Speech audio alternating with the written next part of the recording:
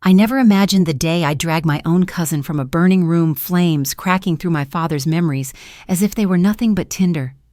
Just hours before, she was scheming to secretly mortgage this house, shoving us all toward ruin. And then those love letters surfaced, my father's tortured confessions, revealing Nicole wasn't just my cousin. She was the living proof of betrayal, the child of the woman who tore our family apart.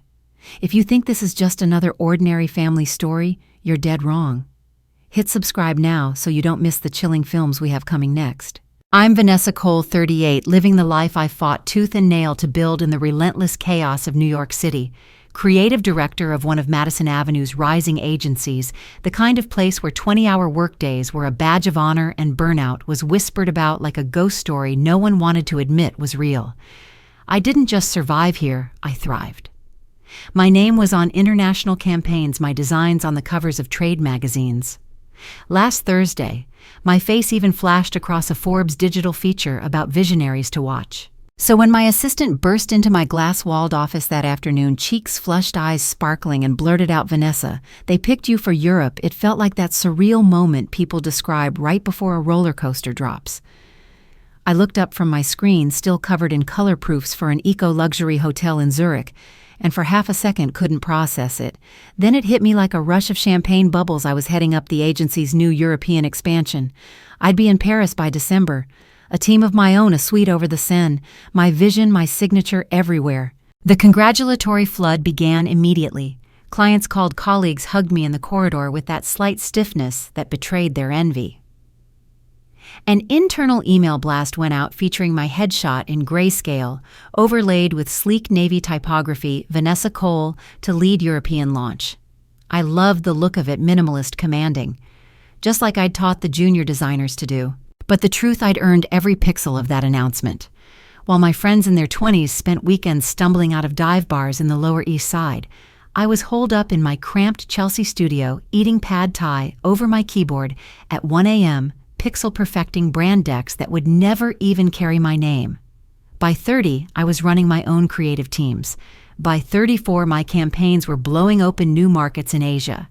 I'd sacrificed weekends, birthdays, relationship after fragile relationship that couldn't survive my endless sprints toward deadlines.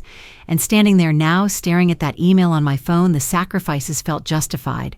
So that evening, I did what any self-respecting Manhattanite on the cusp of her next big triumph would do. I celebrated. My closest circle gathered at a rooftop bar in Soho. Amber string lights swung overhead. The skyline glittered with that indifferent New York arrogance I'd fallen in love with. Hannah, my best friend since SVA days, practically squealed every time someone new arrived so she could announce she's going to Paris. We toasted with overpriced Prosecco.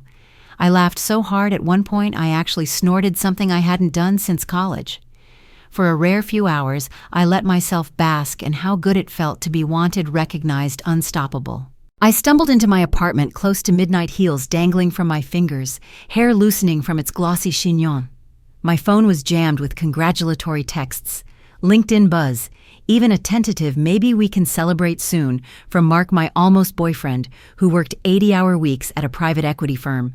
My life was one neat, sparkling package. A story of relentless hustle, personal brand, perfectly curated, sharp, modern, resilient. So it was almost cruel how quickly the universe decided to unravel it. At 2:07 a.m., my phone rang. Not buzzed, rang, a sharp, intrusive shriek against the silk of my pillow. I instinctively thought it was Hannah, maybe drunk dialing to keep the party alive. I smiled sleepily, fumbling for the screen. But it wasn't Hannah. It was a local Portland area code I hadn't dialed in over a year. And beneath it, the name that hit me like a sudden open wound, Dad. Except, of course, it wasn't him. My throat went dry as I answered. The voice on the other end was low, cautious, full of a kind of preemptive pity that made my stomach turn. "Miss Cole, this is Officer Riley with the Portland Police Department. I'm so sorry to be calling you like this in the middle of the night." I didn't hear the rest right away. Something about how they tried to reach me sooner, that there'd been an incident. The words pooled together into an incoherent static that only cleared when he finally said it outright. "Your father was found in his home this evening. We believe it was a sudden cardiac event. He's passed, Miss Cole." Passed. That gentle, polite euphemism for a brutal, irrevocable truth. I couldn't form words. My mouth opened, but nothing came out. It felt like someone had emptied my lungs with a fist. For a brief, shameful second, all I could think was, this can't be happening right now. Not when everything is finally taking off. Not when I'm days away from signing that Paris contract. The officer was patient, told me they'd handled everything with care, that I should contact the funeral home in the morning, that they were sorry for my loss. I thanked him with a voice that didn't sound like mine at all. When the call ended, I sat there in the dark phone, still pressed to my cheek, feeling the room tilt. The city outside went on sirens, wailing delivery trucks, grinding gears, neighbors shouting on the sidewalk like nothing had happened, like the world wasn't caving in on me. I hadn't been back to Portland in almost 5 years, not since the last strained Christmas when Dad and I exchanged carefully polite words over roast beef neither of us really wanted.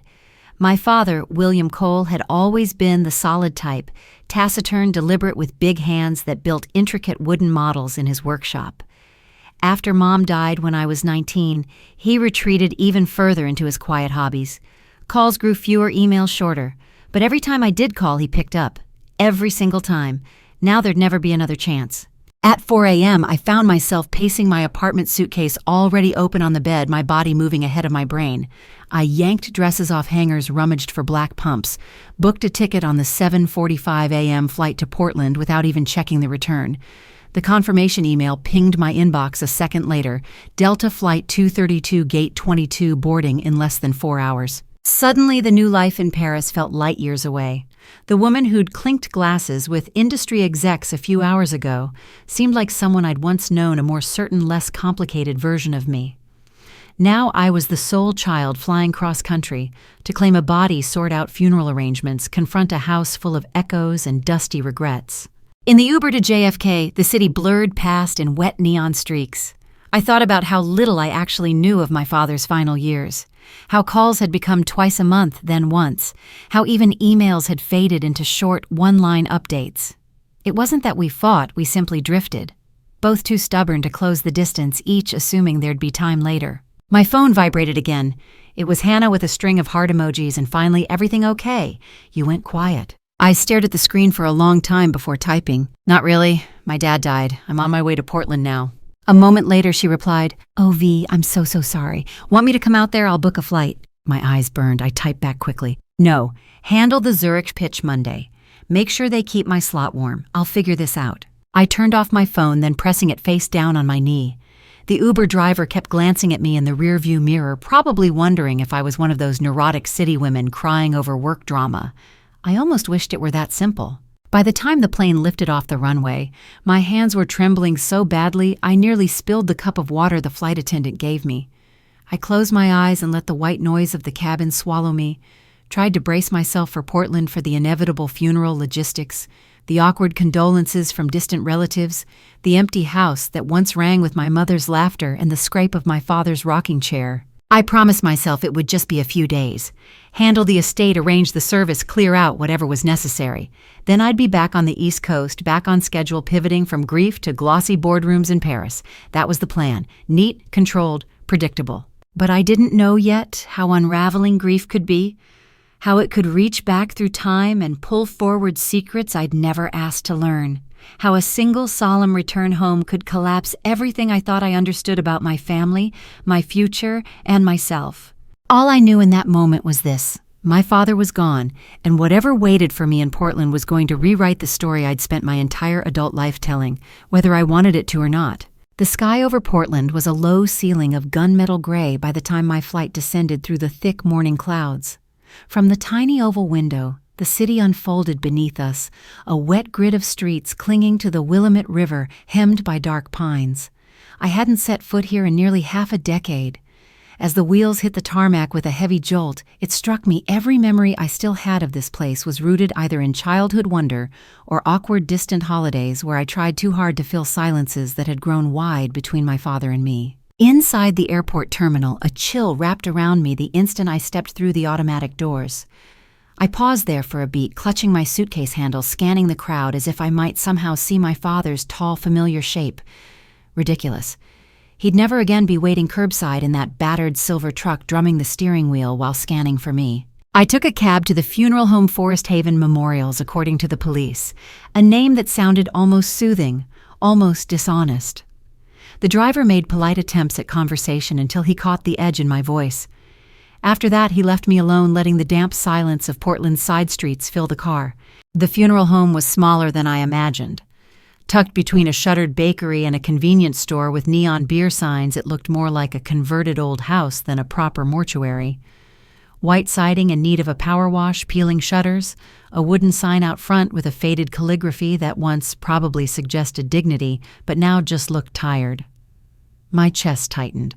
This wasn't how my father should have been laid to rest. I stepped inside and was immediately hit by a cloying sweet smell, cheap floral air freshener meant to mask something older and sadder. The dim lobby was done up in dusty mauves and dark wood faux Victorian chairs that sagged when I sat down to fill out the initial paperwork. A too young receptionist gave me a sympathetic smile that didn't reach her eyes. And then I saw Nicole. She was standing near the reception desk, clipboard in hand, gesturing with an officious briskness to an older funeral director. Her hair was pulled into a severe ponytail that highlighted the sharpness of her cheekbones. Nicole looked every bit the efficient oldest cousin until her eyes landed on me. A flicker of something crossed her face. Relief, maybe, or irritation.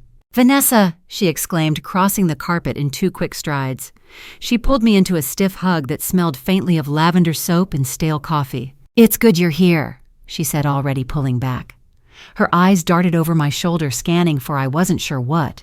Cameras, witnesses, the exits. How did this happen?" I managed. My voice cracked on the last word. Nicole's expression softened, but only by a fraction. "They think it was his heart. Quick, barely felt a thing." The medical examiner signed off on it right away. My stomach clenched. It all sounded so transactional. Quick, efficient. A lifetime of William Cole's quiet existence reduced to a few sentences delivered in a breathless hallway. I tried to hold her gaze, needing something grief solidarity, anything, but Nicole was already flipping through the papers in her hand. "I've been handling most of the arrangements," she said. "Didn't want it to drag out. You know how these things can be." "Have you scheduled the service already?" I asked, feeling suddenly out of step, like I'd arrived days too late to my own father's death. She nodded, tapping a thin folder. "Small. Just family and a few of his old neighbors. Budget's tight, Vanessa. We had to keep it simple." My eyes narrowed slightly. "Budget's tight. Dad's house is paid off, isn't it?" "His retirement accounts." Nicole let out a strained sigh, as if I were being willfully naive. "There were other expenses. Maintenance on the house, medical bills. He didn't want to bother you with small debts that piled up. Honestly, we're lucky we're even covering this service. I've had to be creative." I was about to press further when I noticed a single sheet of paper sticking out of her folder. The header was clear printed in heavy black type pre-need arrangement contract. Beneath it was a section that read, "Amount due," followed by a figure that made my breath catch. It was well into 5 figures, far higher than anything modest. "Nicole, why is there so much still owed here? It says unsecured revolving line of credit. Whose name is that under?" She snapped the folder closed so fast the paper crumpled. "Look, Vanessa funerals cost money. I've been handling all the upfront deposits. I put it on my credit card to avoid issues with the estate. We'll sort it out once probate is done." "Did Dad know about this, that you were fronting costs like this?" Nicole's mouth tightened. "Don't start making this harder than it already is. He's gone, Vanessa. The last thing he'd want is us fighting over money." But that was exactly what this felt like, a messy tangle of finances and whispered justifications. And suddenly, the funeral home, once just shabby, seemed borderline insulting. The dusty fake flowers and plastic vases, the threadbare runner leading to a cramped viewing parlor, the luridly patterned carpet, all screamed corner cutting. "Can I see him?" I asked, voice low. My throat hurt. Nicole hesitated, then signaled the director. He nodded, motioned me toward a side door. The viewing room was cold, faintly lit by a cheap chandelier. My father lay on a narrow table, not even a proper casket, yet just a rental shell. His hands were folded too precisely, skin oddly waxy. That wasn't him. Not the man who used to smell of cedar and old leather from hours spent in his workshop. This was a husk, a fragile stage prop waiting to be boxed up. I stayed exactly long enough to whisper, "I'm here, Dad," before the tears came hot and silent. I pressed my sleeve to my face, struggling to pull it together. When I emerged, Nicole was waiting just outside, arms crossed. Her expression was impossible to read, defensive, guilty, or simply exhausted by the whole charade. "We'll get through this," she said, but it sounded like a slogan, something you'd find on a sympathy card from a coworker. I followed her back into the lobby, where the funeral director had laid out another batch of papers. I forced myself to read each one's service invoices fees for embalming a cryptic line item that simply read urgent lien coverage. My pulse spiked. "Nicole," I said carefully, "did Dad have debts I don't know about? Because this paperwork suggests—" She cut me off with a brittle laugh. "Jesus, Vanessa, do you have to dissect everything like it's one of your ad campaigns it's a funeral? Things cost money. Let it go." But I couldn't let it go. A dull pressure built behind my temples, equal parts grief and growing suspicion. Because even as Nicole tapped the folder and assured me she was handling everything, I noticed the faint smudges of stress around her mouth. The way her thumb kept flicking anxiously at the corner of the page. And in that moment, something subtle shifted. The funeral home with its hollow solemnity became more than just a sight of mourning. It was my first glimpse that there was a ledger somewhere emotional, financial, or both that wasn't balancing cleanly. That perhaps my father's passing wasn't the tidy closure Nicole was trying to package and sell me. A storm was coming. I could feel it. I just didn't know yet how many rooms of my father's old house it would tear through or what secrets it would drag out into the cold Portland air. I pulled up to my father's house just before dusk. The rental car engine ticked in the chilly Portland air as I sat there gripping the steering wheel, trying to muster the nerve to get out. It had been 5 years, 5 long, self-justified years since I last stood on this street. In my mind, the house still existed in a snow globe of memory, a dignified old Victorian flanked by rose bushes my father had spent entire weekends pruning its slate blue paint sun-faded but proud lace curtains, filtering soft light through tall windows. A place that smelled of pine polish and pipe tobacco, with quiet rooms echoing with the faint tick of antique clocks. But reality has a way of taking old daydreams by the throat and shaking them hard. Because what I saw now was something grotesque in its transformation. My childhood home had been overhauled into what could only be described as a designer homestay. Strung fairy lights draped across the porch like a party supply store had exploded. Cheap vinyl banners tacked to the iron fence read in bold cursive, "Welcome to your luxury Portland getaway." Below that a phone number and a garish cartoon key. I blinked, stunned. My father's meticulously kept flower beds had been torn up and replaced with gravel to create additional parking spots. 2 SUVs were already there. Trunks popped, suitcases spilling out. A trio of 20-somethings in hoodies unloaded boxes of IPA. Near the porch steps, an older couple snapped selfies with a digital SLR laughing. The woman's t-shirt read, "Live Laugh Pinot." This was supposed to be the house where my father spent decades, where my mother once wrapped Christmas lights with military precision, where I practiced piano scales in the front room until my father begged for mercy. Now it looked like the set of a streaming travel show. I got out slowly, the gravel crunching under my heels. A young man with a nose ring nearly collided with me on the walkway, juggling a tray of cold brew and an armload of pastries in compostable boxes. "Sorry," he chirped, breathless. "Big weekend crowd, check-in line's insane. You staying here too?" I just stared at him. Staying here, this was my father's house. He shrugged off my silence and continued inside the front door, swinging wide. I caught a glimpse of the grand staircase where my mother used to sit with me to comb tangles from my hair on school mornings, now littered with rolling suitcases, a neon arrow sign pointing up to the loft suites. Nicole emerged from the front parlor, her phone glued to her ear, pacing. When she spotted me, she gave a tight wave and wrapped up her call with a terse, "Yes, 2 more nights. Charge the card on file." Then she pocketed the phone and offered me a bright, brittle smile that had all the warmth of a January sidewalk. "Vanessa, I was wondering when you'd finally make it by. Come inside, you're blocking the walkway." Her tone made it sound like I was an inconvenient tourist loitering on her property. I followed her into what used to be our living room. The transformation was complete and nauseating. Where there was once my mother's cherrywood coffee table, now sat a sprawling modular sectional in glaring white. Succulents in minimalist pots lined the windowsills. A large canvas print on the wall screamed Portland vibes in a stylized font overlaid on a pine forest.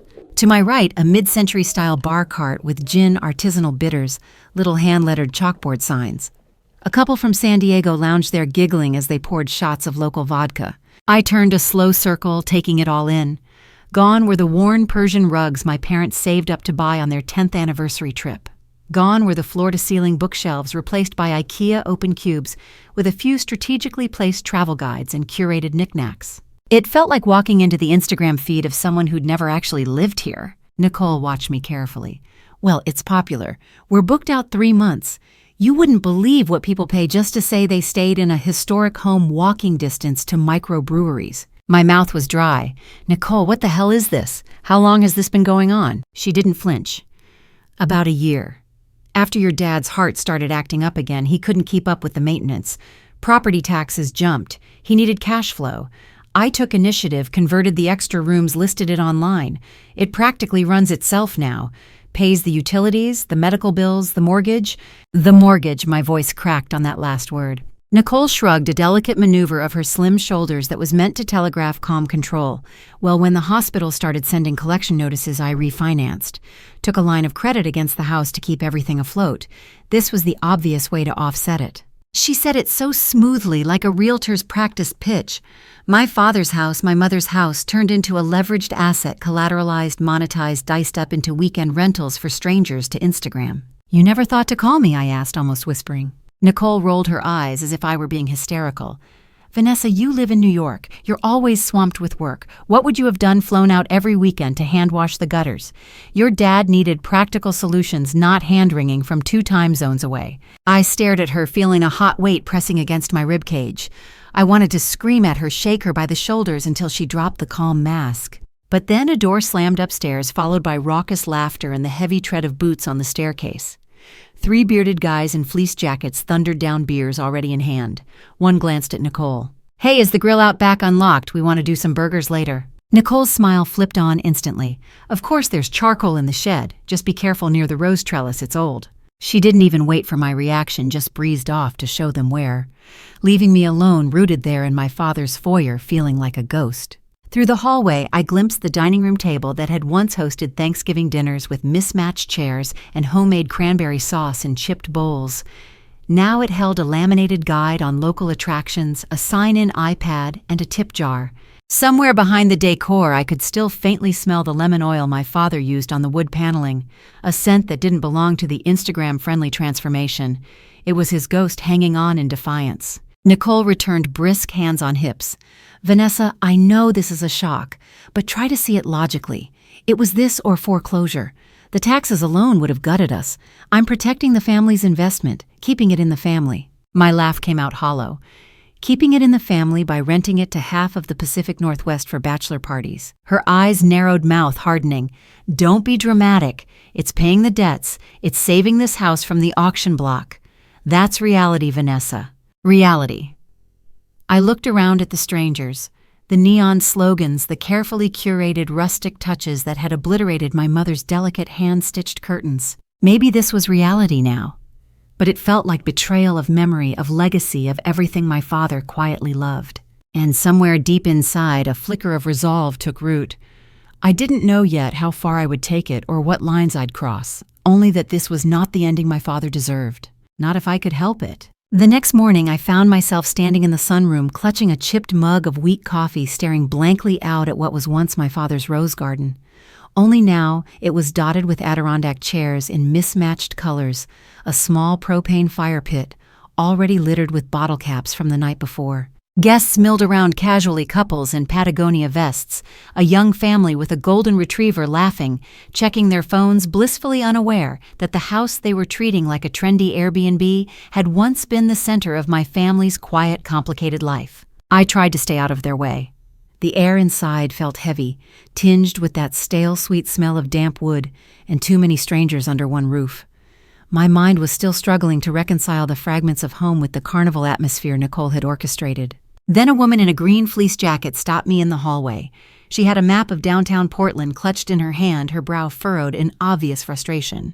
"Hi, sorry to bother you, but do you actually live here?" she asked, her voice pitched in that bright, falsely polite register people use when they're trying to disguise irritation. Yes, I lied automatically, not wanting to explain the tangled truth. "Oh, good. So maybe you can help.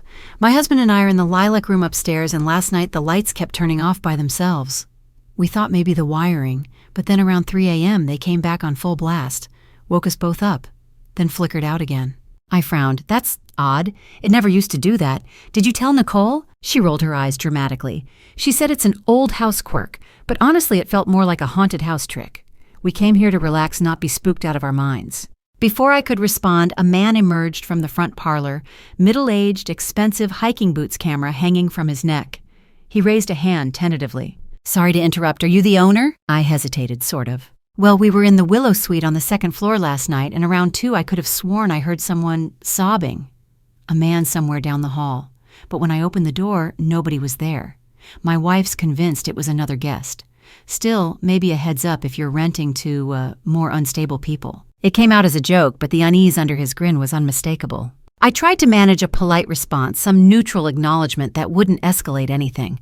But inside, something turned over. This was the second person in 10 minutes who mentioned unsettling noises, odd at best, alarming at worst. "Thank you, I'll look into it," I said finally. They wandered off, leaving me rooted there under the watchful eyes of framed travel posters Nicole had hung over, where my father's watercolor landscapes used to be. I walked through the downstairs, trying to shake off the prickle crawling up my spine. The kitchen was bustling. Nicole was there, slicing bagels on the granite island, chatting breezily with 2 guests who complimented her on the character of the place. She winked at me as if this was all a grand success story we were co-conspirators in. I ignored her and slipped outside, needing air. The yard was damp with morning dew. I walked the perimeter, circling the patchy lawn, trying to place my memories over what existed now, like tracing an old blueprint over a new, gaudy renovation. Near the back hedges, I found a cigarette butt still smoldering in the grass. Guests who didn't care if their ashes burned through my father's careful mulch beds. I was about to head back inside when I nearly collided with a young man wheeling a carry-on suitcase down the side path. He flinched at the sight of me, eyes wide. Hello, can I help you?" I asked. He bowed awkwardly, clutching the suitcase handle so tight his knuckles blanched. "I'm sorry, I check out early," he stammered in broken English, Korean accent unmistakable. "I cannot stay. Too scary." It took me a beat to process. Scary, what happened? He struggled, searching for words before finally gesturing upstairs with a trembling hand. "Nighttime. I sleep. Then, no move." Something heavy on my chest. He pressed his palm flat against his ribcage. "I cannot breathe." Then, he made a gesture like wiping tears from his face, then drew his fingers down as if miming dripping water. "I hear man cry. Very sad. Whisper my ear." I felt my skin break out in goosebumps. "You heard a man crying?" "Yes, very close, in my ear, but room empty." He swallowed, hard eyes darting nervously. "I go downstairs, stay lobby rest night, cannot sleep. Now I go hotel, safer." "Did you tell Nicole?" He shook his head quickly, almost violently. "No, she busy, laughing with people. I just want leave." I stood there stunned as he bobbed another stiff bow and wheeled his suitcase out to a waiting lift. For a long minute I stayed frozen in the side yard, my breath visible in the cold. My father's house had always been quiet, peaceful, solemn maybe, but never frightening. The only man I could imagine crying in these walls was... I shook the thought away. Inside the house had returned to its lively masquerade. Someone was playing a portable speaker in the living room, tinny acoustic guitar. Laughter floated down from the second floor. Nicole passed through the foyer with a basket of fresh towels, smiling like the perfect innkeeper. I intercepted her near the staircase. "Nicole, some of your guests just told me they've been hearing crying, seeing lights flicker. One guy left early, he thought the house was haunted. Does that sound normal to you?" Nicole's expression barely shifted, just the faintest tightening around her mouth. "Oh, please. It's an old house, Vanessa. Pipes-grown floorboards, settle electricals from the 60s. And people want a story. A little paranormal thrill makes the stay memorable, might even get us more bookings." "Are you serious right now?" She leaned closer, her perfume sharp and floral, filling the narrow hallway. "It's harmless. You should see the reviews online. Charming, atmospheric, delightfully spooky. It's good for business." I felt a flare of anger so sudden it almost startled me. "So that's all this is to you, good for business guests leaving terrified, convinced they're hearing..." "What ghosts, Vanessa? You've been away too long. People pay extra for weird. Let them. It pays the bills." And just like that, she brushed past me, her smile already reloading for the next unsuspecting guest. I stood alone in the hall, the house suddenly feeling cavernous around me, pressing close with shadows that didn't belong. It hit me that Nicole wasn't just careless. She was actively complicit, exploiting whatever lingered here, turning it into a selling point. I pressed my hand against the cool wall, trying to ground myself. The wallpaper under my palm was the same my father had hung 20 years ago, painstakingly aligning the pattern. I wondered what he'd think of strangers trembling in the night, whispering about sad men crying in empty rooms. Wondered sickly if it might be him. I didn't have answers. Only a building certainty that something here was deeply wrong, something beyond money troubles or shabby ethics. And it was only getting started. I waited until late that afternoon to slip away. Nicole was busy fussing over fresh linens for the next guests, her voice bright and lilting as she promised a couple from Austin that Portland sunsets look amazing from the upstairs balcony. I slipped down the hall, heart pounding in my throat, heading for the one place that still felt like it might belong more to my father than to her, his old study. It was tucked off the main corridor behind a heavy oak door that stuck slightly in the frame. When I finally nudged it open, the smell hit me first. A mix of dust, old paper, cedar shavings, somehow untouched by the rest of the house's artificial freshness. The study was smaller than I remembered. As a child, it had seemed vast, shadowed, almost intimidating. Now it felt cramped papers stacked in slouching towers on every available surface. My father's leather chair sagged under the weight of time. The lamp with its yellowed shade sat on the desk, unplugged, like no one had touched it in years. I let the door fall closed behind me and exhaled, almost shaking. For a moment I could almost hear him, the slow, thoughtful scratch of his pen, the way he'd sometimes hum under his breath when wrestling with a difficult figure in his engineering sketches. I crossed to the desk and pulled open drawers at random. Receipts, old utility bills, scraps of notepaper. Each rustle felt too loud in the stillness. Then I noticed something odd on the back wall, an old framed print of the Brooklyn Bridge slightly askew. I reached to straighten it and felt a tiny tremor under my fingertips. The frame pivoted away from the wall on a hidden hinge, revealing a small built-in cubby. My breath caught. Inside was a safe, the kind you'd buy at a hardware store, dusty gray steel with a brass dial lock. I pressed my ear to it, tried to remember movies where characters cracked safes by listening for clicks, but quickly gave up. Instead, I searched through the top drawer until I found a battered leather address book. Tucked into the back cover was a small slip of paper, 3 numbers written in my father's tidy engineer's hand. I tried them, hands trembling. The dial turned smooth, catching just slightly on each digit. Then there was a satisfying thunk and the door swung open. Inside there wasn't much. A cigar box tied with twine, an old wristwatch in a cracked velvet case, and beneath them a manila envelope. My name was written on it. As I sank into the chair, pulled the envelope open, and carefully slid out its contents. At the top was a handwritten letter. Vanessa, if you're reading this, it means I'm gone. I never was good at saying things face to face. I've always trusted you to understand without needing many words. This house has been in the family for generations. It carries more than just bricks and wood, memories, regrets, hard-won lessons. I want you to keep it that way. That's why I've left it to you with 2 conditions. You can't sell it, and you can't change its bones. Protect it even when it's easier not to. I believe you're strong enough for that. I know this may cause strain. Maybe it's unfair of me to put it on you. But I trust your judgment more than anyone's. Take care of it and yourself. Dad, I swallowed hard, blinking until the words steadied. My father's penmanship was so painfully familiar, it felt almost like seeing him across the dinner table again. Beneath the letter was the official will dated just 6 months ago.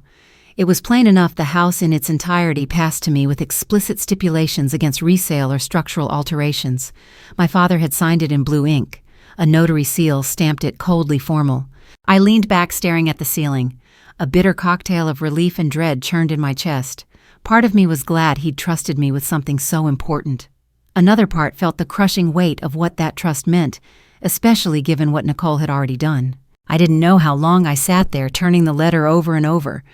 The sun dipped lower outside, throwing long bars of amber light across the dusty floor. A sudden voice behind me shattered the quiet.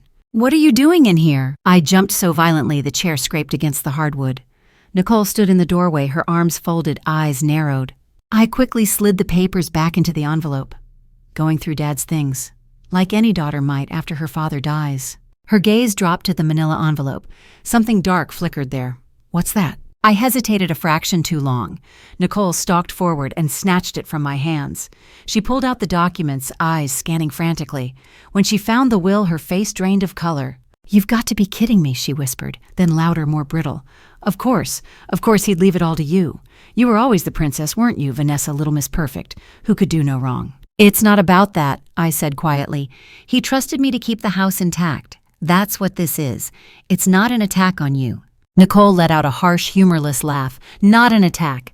My God, listen to yourself. He left me nothing. Nothing after everything I did here, after I kept him afloat, after I sacrificed." Her voice cracked, but she caught it before it could turn into something human. Her eyes went glassy and sharp again. "You think he loved you more. That's why he left this place to you. But the truth is, you were never here. You ran off to New York and forgot him. I was the one scrubbing blood out of his bathroom tile after he fell trying to change a bulb. I was the one begging the credit card companies for extensions. But sure, he left the house to the golden child." I stared at her, trying to slow my breathing. Nicole, he didn't do this to hurt you. It was his way of protecting what mattered to him. The house, the history.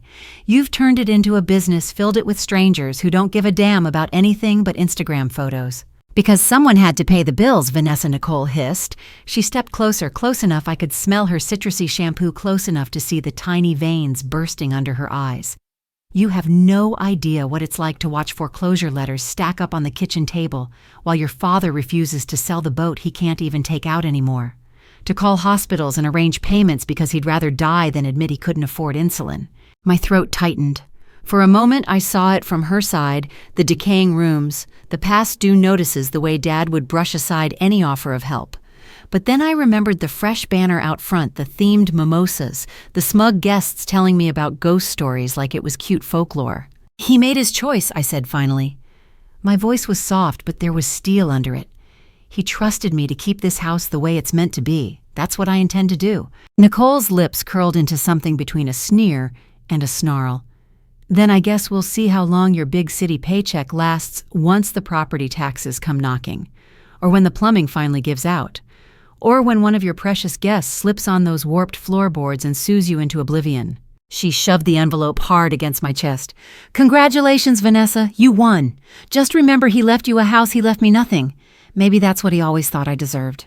Then she spun on her heel and stormed out, leaving the study door yawning wide behind her. I stood there alone, heart racing, the will clutched tight in my shaking hands. It should have felt like vindication. Instead, it felt like a verdict, one that bound me not just to the house, but to every unresolved fracture that still haunted these walls. By the next morning, the study felt smaller, more suffocating, like the house itself was leaning in to eavesdrop on every move I made. I woke before dawn, unable to keep still under the quilt that smelled faintly of lavender and age. My mind raced, replaying Nicole's brittle laughter, the sting in her voice when she spat about being left with nothing. So I did what I knew best. I shifted into problem-solving mode. Strategy, logistics, control. I pulled out my phone and searched for the contact I hadn't dialed in years. Douglas Hartley, my father's longtime attorney. He'd handled everything from the transfer of my mother's car title after she died to updating Dad's living will when his blood pressure began its slow betrayal. I half expected the number to be disconnected. He was older, probably close to retirement. But the line clicked live after 2 rings. Douglas Hartley, came the familiar rasp. It's Vanessa Cole, William's daughter, I said, forcing calm into my tone, even though my hands were shaking. There was a small pause, a soft intake of breath. Vanessa, I'm very sorry for your loss. I wondered when I might hear from you. I closed my eyes for a moment. That simple acknowledgement, spoken with an old-world courtesy that was almost out of place in the age of brisk emails, cracked something in me. But there wasn't time to linger in grief. I found something in my father's study, I said, voice low. A will, handwritten, signed, and notarized, leaving the house to me with explicit stipulations. I need to know if it holds up. Bring it by, Hartley said immediately. This afternoon if you can. I'll clear my schedule. I have the originals on file, of course, but I'd like to see what you found. Nicole was in the kitchen when I came down, sprinkling herbs over scrambled eggs with a domestic nonchalance that made me want to flip the pan right off the stove. I'll be out for a few hours, I told her evenly. She didn't look up. Where to? We've got guests coming in at 2. I promised them a personal tour. Not my problem, Nicole. Something in my voice must have gotten through because she finally turned. Her eyes narrowed, locking on the envelope still clutched in my hand. You're not seriously taking that to a lawyer already, are you? I didn't answer. Jesus, Vanessa, you haven't even been here 3 days. You're ready to drag family through probate court just to make a point. I clenched my jaw. This isn't about a point. It's about Dad's wishes. He left this house to me with clear conditions. You turned it into a boutique circus without so much as a phone call. Now I'm trying to understand exactly where we stand. Her lip curled, the spatula dropping to the counter with a sharp clatter. Where we stand, you think this is going to be some neat little handoff. You waltz back from New York, play the grieving daughter for a week, then dictate the fate of a house I've kept from collapsing under unpaid taxes and mold infestations while you were off pitching vodka ads. I didn't rise to it. I couldn't afford to. Nicole's voice lowered, took on a snake-like calm. I'll contest it, Vanessa. Don't think I won't. Dad was confused at the end. Forgetting things, mixing up dates, leaving the stove on. You really want that dragged through the courts? His decline paraded out so you can prove how sound he was when he penned that precious will of yours. For a moment I couldn't breathe. The idea of my father so private, so dignified, having his final years dissected by strangers for courtroom spectacle made bile rise in my throat. But then I thought of his letter, his sure measured handwriting. I trust your judgment more than anyone's. I swallowed hard. Do what you have to, Nicole. So will I. Hartley's office sat on a quiet tree-lined street downtown. A brass plaque by the door announced Douglas P. Hartley and Associates Wills and Estates. Inside, nothing had changed in 20 years. The leather chairs still cracked along the seams. The same old grandfather clock stood sentry in the corner, ticking out time that seemed slower here. Hartley himself rose stiffly when I entered. His shoulders more stooped, his hair a thinner white fringe, but his handshake was firm, his eyes still sharp behind thick glasses. "I'm glad you called me directly," he said, ushering me into his office. "Families can get messy in times like these." I handed over the envelope. Hartley slid out the documents, smoothing them on his desk. He read every line with meticulous care, humming softly under his breath. Then he compared the signature to the file folder he retrieved from a battered cabinet behind him. When he finally leaned back, he let out a slow exhale. "Your father was remarkably thorough. This matches precisely with the last official version I filed for him. Same stipulations, same notary stamp. The handwritten note simply underscores his personal intent. There's no ambiguity here, Vanessa. This house is yours under the conditions he set. Any challenge would have an extraordinarily steep hill to climb." Relief crashed through me, so sudden I almost laughed. Instead, I let out a shaky breath. "So it's ironclad." "Nothing's ever truly ironclad," Hartley said gently. "Someone can always file a motion attempt to contest, but I've seen far weaker wills hold up under scrutiny. Your father was clear of mind when he signed this. I conducted the capacity affidavit myself. Any court would take my deposition very seriously." I pressed my palms to my eyes. For the first time since landing in Portland, I felt a fragile island of solid ground under my feet. Then my phone buzzed, a text from Nicole. "I hope you're ready to pay for this. Family means sacrifice. You've never understood that." I ignored it, tucked my phone away. Hartley regarded me over the rims of his glasses. "May I offer some unsolicited advice?" "Please do." "Don't let guilt make you compromise clear legal standing. It's common, especially among children who've lived elsewhere, to feel they owe more than they do. Your father made his intentions explicit. Honor them. The emotional debris will settle in time. The legal clarity is a gift accepted." I nodded slowly. "Thank you, really." When I left the office, the autumn air outside felt cleaner somehow. I paused on the sidewalk, letting the wind chill my flushed cheeks. Nicole's threats still echoed in my mind, ugly and coiling, but Hartley's confidence was like a hand braced at my back. I knew there'd be more battles ahead. Knowing Nicole, she'd make good on at least some of her threats to lawyer up. But at least now I had certainty. Dad had given me this house with all its tangled histories and haunted silences because he believed I'd protect it. Because he trusted me to shoulder its story no matter how heavy. And I intended to do exactly that, no matter how many knives Nicole tried to slide between the ribs of our blood ties to stop me. That night, Portland hunkered under heavy clouds, the air swollen with the promise of rain that never quite fell. The house, already unnervingly, still seemed to shrink around me the later it got. Nicole was gone for the evening, out meeting with some hospitality partners, who were apparently lining up wine tours for her ever-expanding guest list. The homestay was quiet for once. A couple of the weekend visitors had already left after grumbling about the bad energy of the old house, leaving only a quiet pair from Seattle who tiptoed around like they were afraid of waking ghosts. Around 10, I curled into a worn armchair in the upstairs reading nook, trying to distract myself with one of my father's dog-eared detective paperbacks. But my concentration was shredded. Every tick of the ancient hall clock seemed to echo too loudly. Every groan of floorboards could have been footsteps just out of sight. Then everything went black. The lamp by my elbow winked out, leaving only the hallway glow from the guest suites beyond. That too quickly vanished. Somewhere downstairs I heard the heavy thunk of the furnace fan dying. Silence swallowed the house whole. I sat there for a beat, letting my eyes adjust, heart hammering. A power outage. Not uncommon for this part of town, especially with the overloaded grid and constant drizzles. But somehow it felt more deliberate than a weather glitch, like the house itself had decided to flip the switch on me. I forced a long exhale. This was ridiculous. I was letting Nicole's melodramatics get to me. Still, I grabbed my phone for its flashlight. Battery at 17%, of course. I set it aside, rummaged in the old side table until I found one of the stubby candles my father always kept for just such emergencies. When I struck the match, the little flame bloomed so brightly it hurt. I padded barefoot down the staircase, each step a sigh under my weight. The candle threw twisted shadows on the walls, warping the edges of familiar portraits until the faces seemed to leer. As I reached the first-floor landing, I heard it. A soft, tentative chord, then another, a slow progression like someone trying to remember an old song by heart. It was coming from the parlor. The piano? My father's piano, an upright from the 1940s, he'd lovingly restored over a sticky summer when I was 12.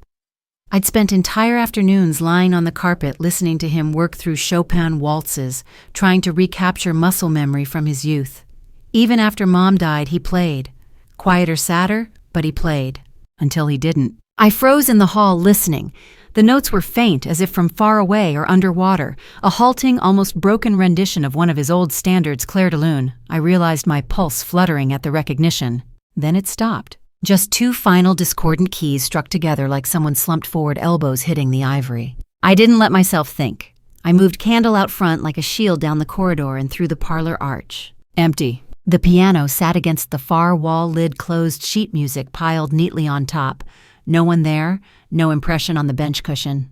The air smelled the same old wood trace candle wax, a whisper of mildew from the rainy foundation. But on the floor right in front of the piano bench was a slip of paper.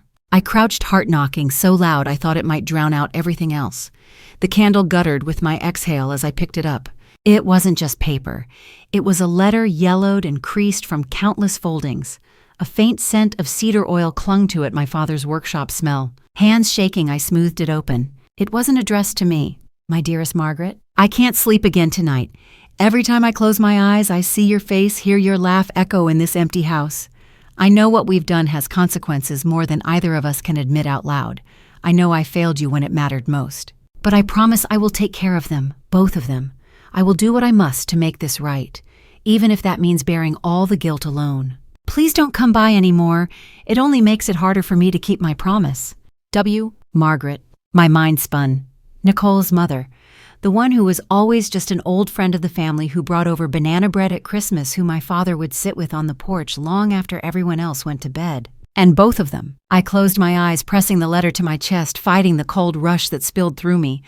My father had secrets buried in these walls, deeper than any I'd guessed. Secrets that were now clawing their way out under cover of darkness. A floorboard creaked behind me. I whipped around, candle shaking so violently hot wax sloshed onto my wrist. But there was no one there. Just the heavy hush of the parlor, the piano looming in the gloom. I took a step closer, almost without realizing it, pressing a tentative hand to the wood. Cool, solid, utterly mundane under my palm. Yet a shiver ran through me like static. I backed away, letter clenched tight, the candle's tiny flame dancing wildly as I retreated. In the hall, the clock resumed ticking, oblivious. I stumbled back upstairs, locked the study door behind me, and slid down against it, pulling my knees tight. In the wavering candlelight, the letter was a ghost. Proof that my father had lived an entirely different life in parallel to the one he'd shown me, a life where Margaret was more than a passing neighbor, where promises were made in midnight ink, where guilt festered so deep it might have seeped into the very floorboards. I thought of the sobbing guests had reported, the crying that brushed against eardrums in the dark. Maybe this house wasn't just echoing with memories, it was still paying penance. When at last I blew out the candle, the darkness rushed back so complete it felt like being swallowed.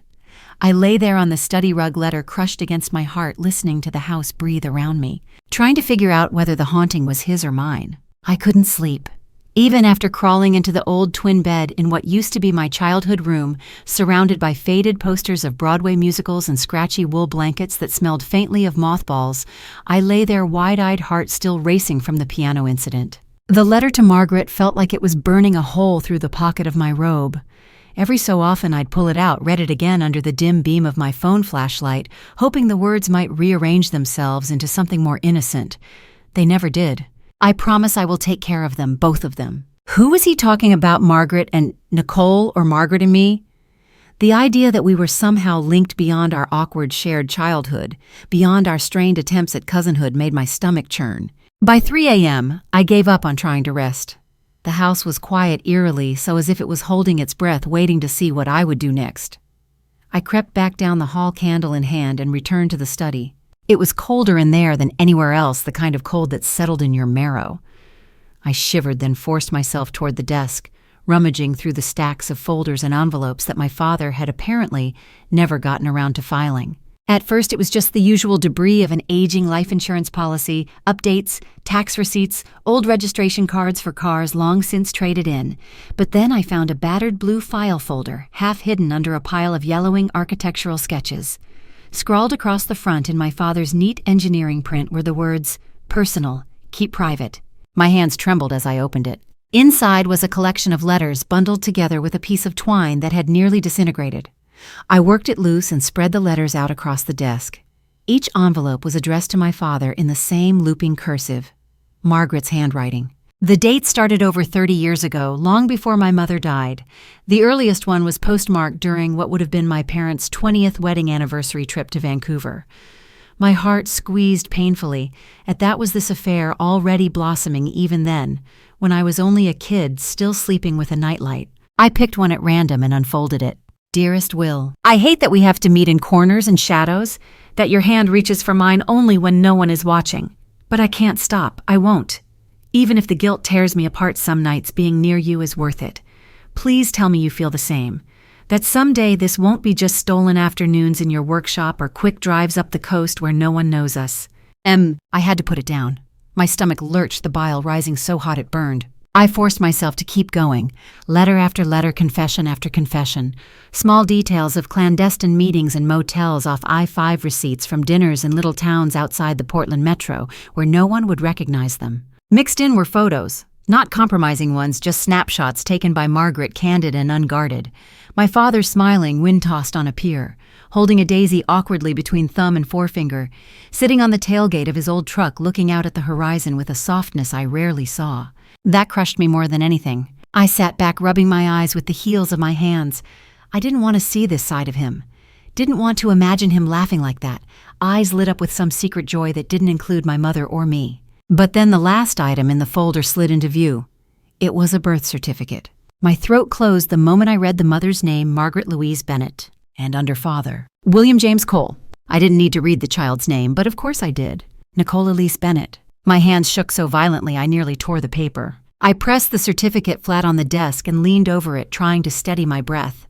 The edges of my vision darkened like I might pass out. So it was true, not just some late-life affair after my mother was gone, not just private guilt scrawled out in sorrowful letters. Nicole was my father's daughter, his actual biological daughter, my half-sister. Suddenly, every snide comment, every sharp little aside Nicole had thrown at me since I arrived.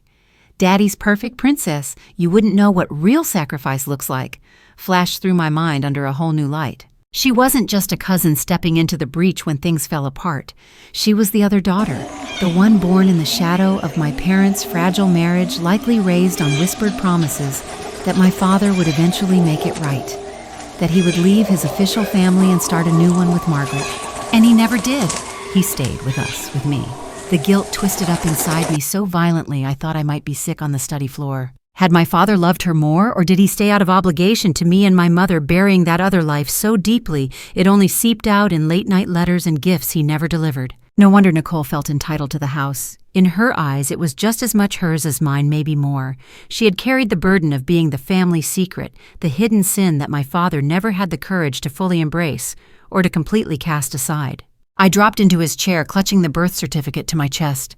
Outside, the wind picked up, rattling a loose shutter until it sounded like cautious knocking. My father's ghost, if he was here, must be laughing, or weeping, or maybe both. Because now, suddenly, the house felt like a crime scene. The walls that had once seemed simply old and sorrowful were now soaked in deception, betrayal, generational wounds that had been waiting for the perfect storm, my return to finally rupture. I didn't know what I was going to do. How could I keep fighting Nicole over the house when by blood it was just as much hers? How could I honor my father's will?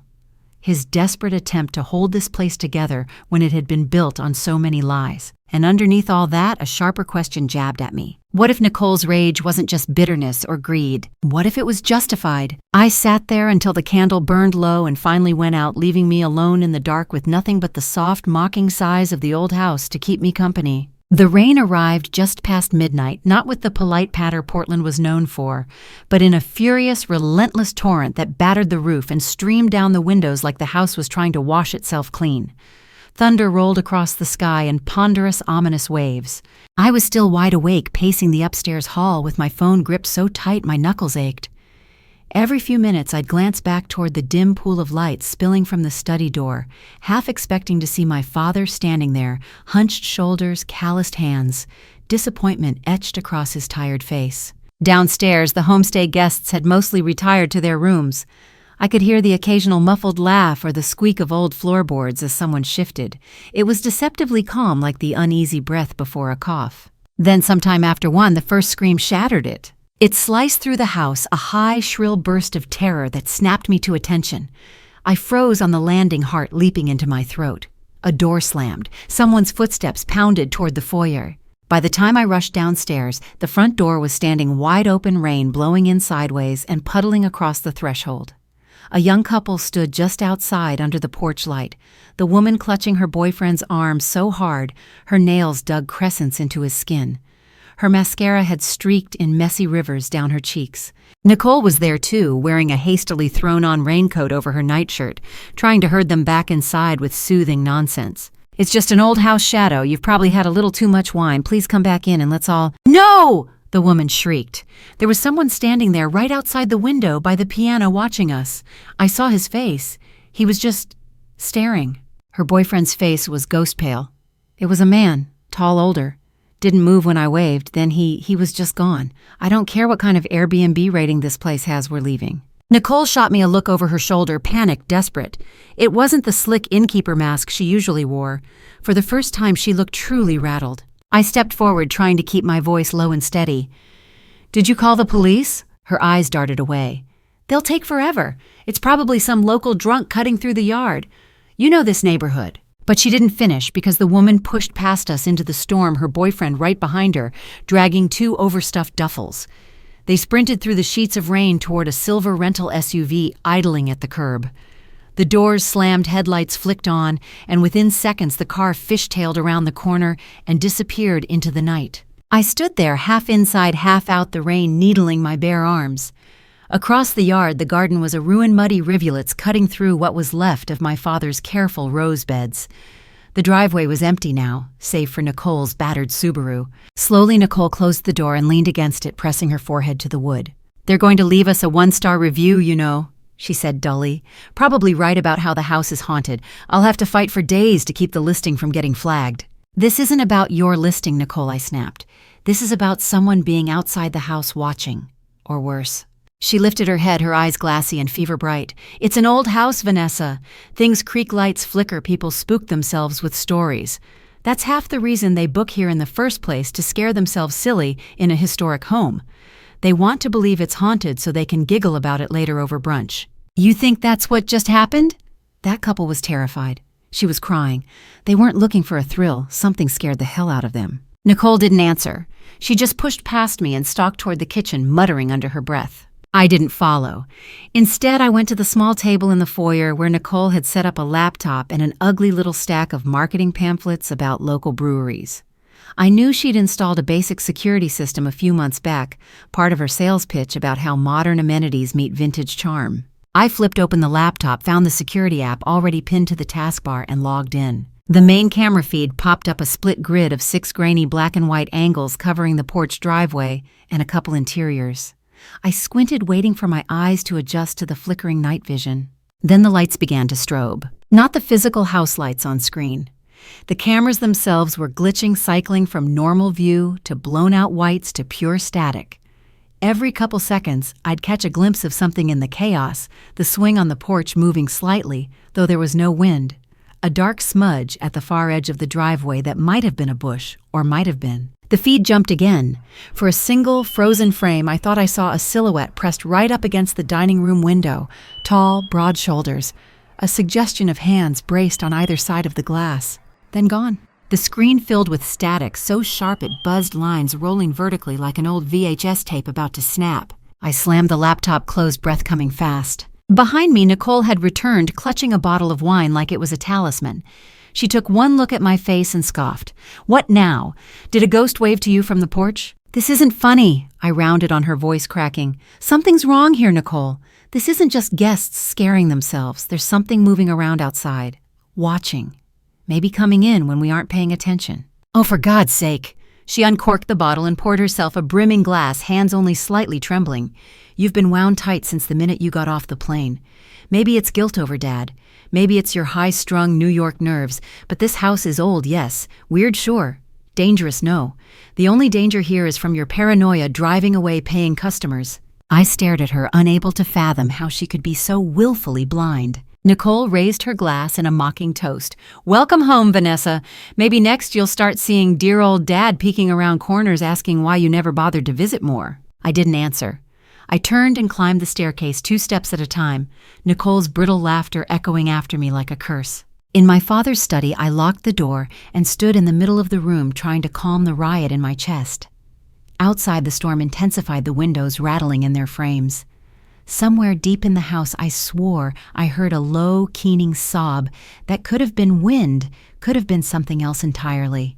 I sat down at the old desk, clutching the edge so hard my knuckles whitened, and forced myself to breathe. The house felt like it was waking up around me, stretching old, bitter muscles, remembering every secret that had ever been whispered in its dark halls. And I realized with a sick certainty it didn't matter if Nicole refused to see it.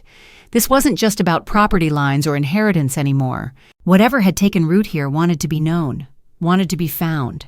And I was the only one still willing to look. The next morning broke pale and raw, like the sky was still trying to remember how to be blue. After the storm, the yard looked battered, branches snapped. Rose bushes flattened muddy tracks crisscrossing what had once been tidy gravel paths. Inside the house was unnaturally quiet. No cheerful clatter from the kitchen, no murmurs of guests drifting down the hall. Nicole had canceled all remaining bookings for the week, blaming plumbing issues in frantic emails I'd glimpsed over her shoulder. It should have given me a moment's peace. Instead, the silence felt loaded, bristling with things unsaid. I found Nicole in the dining room, sitting alone at the big table that had hosted 100 holiday meals in my childhood. She was hunched over a mug of coffee, gone cold shoulders, rigid eyes red and swollen. She didn't look up when I walked in. For a long beat, I hovered by the doorway, unsure whether to break the fragile stillness. Then Nicole spoke, her voice so thin it startled me. He promised, you know. I frowned. Who did? Our father. The words came out like splinters. She finally raised her gaze to me, eyes hollow. He promised he'd split it fairly, that this house wouldn't be some wedge driven between us, that he wouldn't make me feel less. A tremor rippled through her shoulders. She hugged herself tight as if trying to keep from shattering right there. I pulled out a chair across from her and sank into it, careful to keep a cautious distance. When did he promise that? Nicole's laugh was a short, sharp thing. When didn't he? Whenever Margaret pushed, whenever I did. He'd pat my hand, say, Nicole, sweetheart, you'll be taken care of. I'll make sure this house is yours too one day. Her lip curled, tears welling fresh. But he didn't. In the end, he signed it all to you, his real daughter. I winced, a muscle jumping in my jaw. Nicole, you're just as much his daughter. You know that now. I know that now. That's not how he treated it, she snapped, then her face crumpled again. He kept me secret, kept Mom secret, always visiting us like we were something shameful to hide. Then he'd come back here and be your perfect dad, sanding floorboards and teaching you piano like we didn't exist. The bitterness in her voice was so raw I almost recoiled. But this, she gestured weakly at the walls, the high plaster ceiling, the crown molding our father had restored by hand. This was supposed to fix it. He told me if I kept it running, if I took care of it while he was sick, it would be mine too. Ours. That it would make up for everything he didn't give us. The tears finally broke free. She swiped at them angrily. I poured everything I had into this place, Vanessa. Maxed out cards, begged banks to extend lines of credit, lied to keep foreclosure at bay. Because he said it would all balance out, that we'd be equals. Her voice fractured on the last word. I leaned back, trying to steady my own roiling thoughts. Seeing Nicole like this, stripped of all her brittle arrogance, choking on decades of secondhand heartbreak, tugged at something deep in my chest. A younger version of myself who would have done anything to fix things for the adults around her, to earn peace by absorbing everyone else's guilt. But I was not that girl anymore. Nicole, I said carefully, I'm sorry he did that to you. Truly. You didn't deserve to be kept in the shadows. Neither did your mother. But I can't undo how he handled his guilt. I can only honor what he wrote down when he finally had the courage to decide. Her eyes snapped to mine, glittering with a desperate fury. So that's it. You keep the house like some shining trophy while I walk away with nothing. My mother died with half her heart stuck, waiting on promises he never kept. I'm stuck carrying her humiliation, and you get to be the gracious heiress who preserves Daddy's legacy. My chest tightened. It's not about trophies or legacies. It's about respecting his final wishes and putting an end to the cycle. This house has been the center of lies for too long. It needs to be what he wanted kept whole, not split, not sold off, not turned into an endless stream of weekend rentals for strangers who couldn't care less about who built these walls. Nicole's breath came in jagged hitches. You're going to shut it down, aren't you? Yes, I held her gaze unflinching. I'm ending the homestay. No more bookings. No more curated Portland experience. This house is going back to what it was, a home, not a business. And if that means it sits empty while I figure out how to preserve it properly, so be it. For a long, brittle moment, I thought she might launch herself across the table at me, her hands clenched into claws on the tabletop. Then something in her seemed to cave. She slumped back, eyes fluttering, closed, tears leaking from under her lashes. This house was the only thing that made me feel like maybe we were really a family, she whispered. That maybe it didn't matter how I got here or whose name was on what certificate. If it was half mine, maybe I wasn't just the leftover mistake. My throat burned.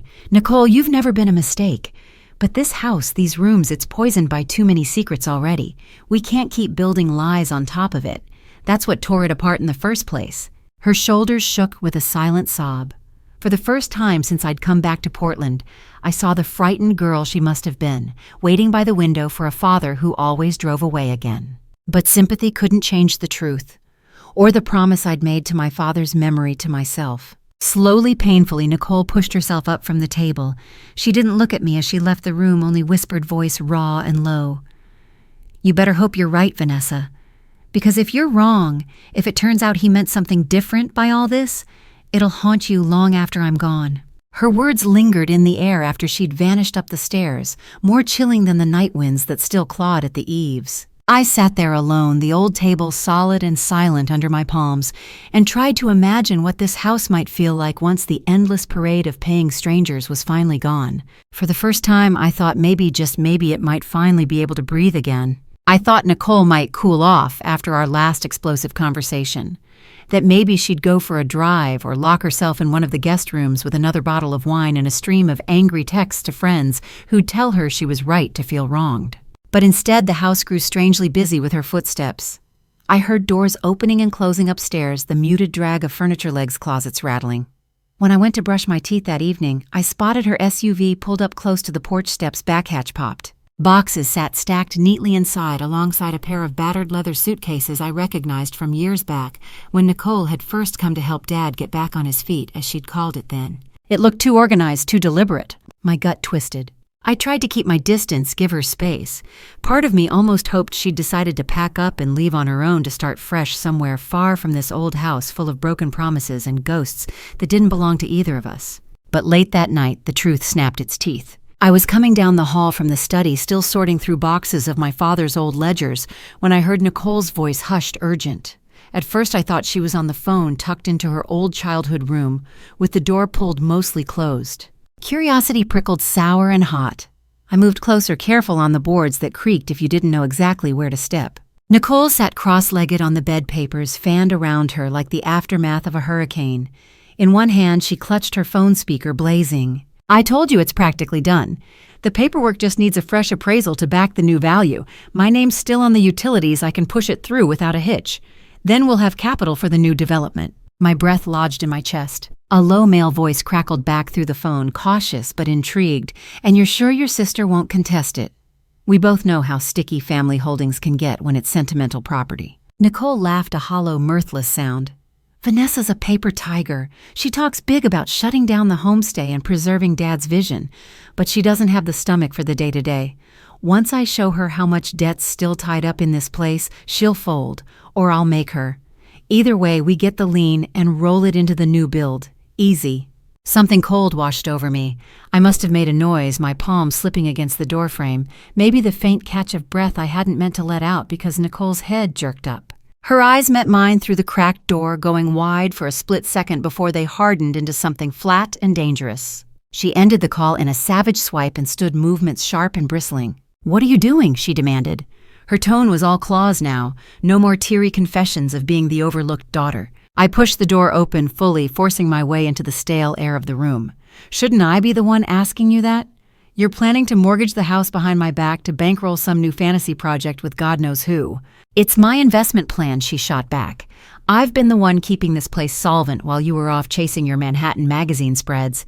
Don't pretend you suddenly care about the business side of things. You're here to play grieving daughter in a tragic family drama, nothing more. My hands curled into fists at my sides. Dad's will is explicit. This house is mine, Nicole. Not yours to leverage, not yours to put under another lien so you can chase some doomed property flip. How many of those have failed already? How much of Dad's retirement did you burn up, trying to build coffee shops and food trucks? Her face flushed scarlet. I was trying to create something, to prove I could be more than the bastard daughter he tucked away in a side story. I stepped closer until only inches separated us. The tension in the air was a live wire humming. And you thought the way to do that was to steal this house, to gut it for cash, to start your next fiasco. You're not punishing Dad by doing this, you're punishing yourself. Over and over. Nicole shoved past me so roughly my shoulder slammed into the doorway. Papers scattered across the bed, slipping to the floor in a blizzard of legal printouts and balance sheets. I wheeled around just as she spun back, eyes wild. Don't you dare stand there and lecture me about punishment. You don't know what it was like watching Mom cry over every holiday your precious father missed, waiting for him to call and promise again that he was almost ready to leave his real family. You don't know what it's like being the secret he never quite let shine in the light. Her voice cracked at the edges, but her posture never broke. She stepped forward so aggressively I had to brace. Her forehead almost touched mine. You had the birthday parties, the sleepovers, the shiny future mapped out in neat milestones. You were the daughter he claimed. And now you're the daughter who gets it all. This house should have been our clean slate, our split stake. Dad promised me. Something inside me snapped. He promised both of us things he couldn't keep, I hissed. But you know what's different? I'm not going to destroy what's left of him to try to soothe my own bruised pride. I'm not going to turn his home into collateral damage for the ghosts of decisions he never had the guts to settle. Nicole shoved me then, hard. I staggered back, caught the edge of the dresser to keep from toppling completely. My heart slammed so hard it made my ears ring. She didn't advance again, just stood there, shaking, chest heaving. Tears spilled over, running hot down her cheeks, even as her mouth twisted into a bitter line. For a long, ragged moment, we just stared at each other, two daughters bound by the same flawed man, both choking on what he left behind. Then Nicole sank onto the edge of the bed, cradling her head in her hands. Her shoulders quaked with silent sobs. I stood there breathing hard, waiting for another explosion. When it didn't come, I slowly bent, gathered up the scattered documents, her half-completed mortgage applications, projected cash flows for some boutique apartment complex that would never materialize, and tore them in half. Then again until they were nothing but limp confetti in my fists. Nicole didn't look up. I let the shredded papers drift to the floor like brittle snow. Then I turned and walked out, pulse still thrumming with leftover adrenaline. Down the hall, the house seemed to sigh around me. The floorboards underfoot felt more solid somehow, as if relieved by the choice I'd just made. No matter how many pieces Nicole tried to pry loose for herself, I would keep this house whole. Even if it meant fighting her every inch of the way, even if it meant standing guard alone at the gates of the past, refusing to let another selfish dream gut the heart of what little family we had left. Nicole left just after dusk or so, I thought. I heard the slam of the screen door, the crunch of gravel under tires, peered out the parlor window in time to catch her taillights veering down the drive, cutting through the fog that had settled low over the yard. I stood there a long moment, hand braced against the cool glass, letting out a breath I hadn't realized I was holding. It was done. Or so it seemed. I tried to calm myself that evening with small rituals, pouring a glass of Merlot, lighting the old ceramic lamp on the desk in my father's study, slowly refolding his blueprints and filing them away like sacred relics. Each motion was meant to say, "It's over now. The house is yours to heal." By midnight, the quiet had settled thick around me. Too thick. The kind of silence that vibrated just under the skin, teasing that it might be broken at any second by a scream or worse. I was half asleep in the reading chair, an old tartan blanket pulled around my shoulders, when the alarm went off. At first it didn't register, just a sharp, repetitive chirp slicing through the stillness. Then it accelerated into a shrill, merciless wail, piercing, accusing. The smoke detector. I shot upright, the wine glass by my foot, tipping and shattering on the hardwood. Acrid smoke hit me before I even reached the hall, thick, greasy, curling out from under the door of the guest bedroom Nicole had claimed for herself. Panic surged. For one mad instant I thought, she's gone, it's empty, let it burn. But that wasn't true. The world wasn't that neat. I knew Nicole. Knew the way she left behind a scattering of half-finished plans, her purse always still hanging on the newel post, her phone charger forever plugged into the wrong outlet. She hadn't meant to leave for good. Probably went to pick up more wine, maybe cool down after our fight. She'd come back. Or worse, what if she hadn't actually left yet? "Nicole!" I shouted, voice cracking. I slammed my palm against the door. Heat pulsed through the wood, terrifyingly intense. "Nicole, open up." No answer. The shriek of the smoke alarm pressed down harder like nails driven into my temples. I turned my shoulder and rammed the door once, twice, until the latch splintered and it flew open. A wall of heat roared out to meet me. The curtains by the far window were ablaze flames racing up the old floral fabric toward the ceiling. The bed was already scorched black at the edges, comforter smoldering like it was breathing. And there, collapsed on the floor by the nightstand, was Nicole. She looked impossibly small. Curled their arms, limp hair fanned over her face, lips parted but drawing no breath that I could see. I didn't think, I couldn't. I just ran in, ducking low the way every PSA taught you, coughing as bitter smoke clawed at my throat. I grabbed Nicole by the underarms and hauled her dead weight, awkward and heavier than I remembered. A shower of embers drifted down from the ceiling as part of the molding cracked and fell, narrowly missing us both. I dragged her through the doorframe, the carpet blistering hot under my bare feet. We collapsed into this hallway together. Nicole was pale, her eyelids fluttering, a thin trail of blood trickling from one temple where she must have hit the nightstand on her way down. I patted her cheek roughly, panic blurring my vision. "Nicole, hey, wake up." "Nothing." I tilted her head back the way I'd seen done on countless medical dramas, listening for breath. There, a faint hitch. Then another. She was alive. Relief hit so hard it made me dizzy. The smoke was pouring out of the room in a rolling gray wave now. I had to get us downstairs. I staggered to my feet, looping her arm over my shoulder, half carrying, half dragging her toward the staircase. Each step felt like wading through mud. My lungs burned. My eyes streamed so badly I could barely see. Somewhere behind us, glass shattered the window, exploding outward from the heat. A hungry whoosh followed as new air rushed in, feeding the flames. We reached the bottom landing and I nearly collapsed under Nicole's weight, the two of us tumbling hard into the foyer. I heard a distant chorus of sirens. Someone must have called 911, maybe the one remaining guest who'd been upstairs in his suite. I laid Nicole gently on the cool tile, pressed 2 fingers to her neck. The pulse there was fragile but real. Her eyes finally cracked open, unfocused and glassy. Then they locked on mine, confusion swimming there. "Vanessa." "Yeah, it's me," I managed, voice shredded. I smoothed sweaty hair off her forehead. "You're okay, you're safe. Just stay awake for me, all right?" She tried to speak, but coughed violently instead. Her hand found mine, gripping with surprising strength. Then she burst into tears, deep heaving sobs that racked her whole body. I pulled her against me and let her cry, the two of us huddled together in the entryway of the house that had nearly claimed us both. Through the open door, I could see the strobing lights of the first fire engine turning up the drive headlights, cutting harsh beams through the fog and smoke. And all I could think absurdly was that my father must be somewhere watching this unfold, watching his daughters hold on to each other like lifelines on the floor of his once proud home, while the past he'd tried so hard to paper over finally burned bright and undeniable. When the firefighters stormed in, pulling hoses and shouting commands, I didn't resist as they guided me and Nicole outside. The cold air hit me like a slap, the scent of rain-washed grass dizzyingly clean after the choking heat. I wrapped an old wool blanket one of the EMTs handed me around Nicole's shaking shoulders. She wouldn't look at me, but she didn't let go of my hand either. We sat together on the front steps, coughing, watching the house glow with eerie orange pulses through the upstairs windows. Nicole's fingers tightened around mine again, tentative, desperate. "I thought I could control it all, Vanessa," she whispered. "The house, the money, even him, his memory, but I couldn't.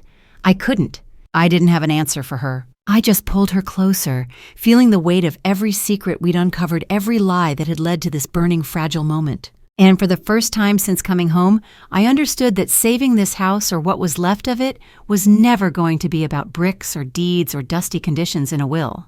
It was about us, about whether we could hold on to each other through the fire, or let it consume us the way it nearly had tonight. The first of the fire trucks groaned up the drive lights, flashing blue and red against the swirling fog.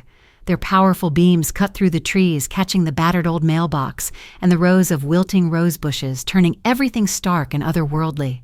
A paramedic ran up the porch steps to us, dropping to one knee by Nicole.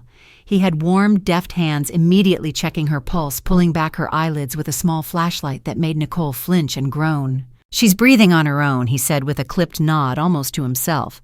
Let's get her on O2 and out of this damp air. You're her sister." "Yes," I rasped, voice still ragged from the smoke. "I mean half-sister." The medic gave a faint, tired smirk. "Still counts. Stay close. She'll need you to keep her grounded."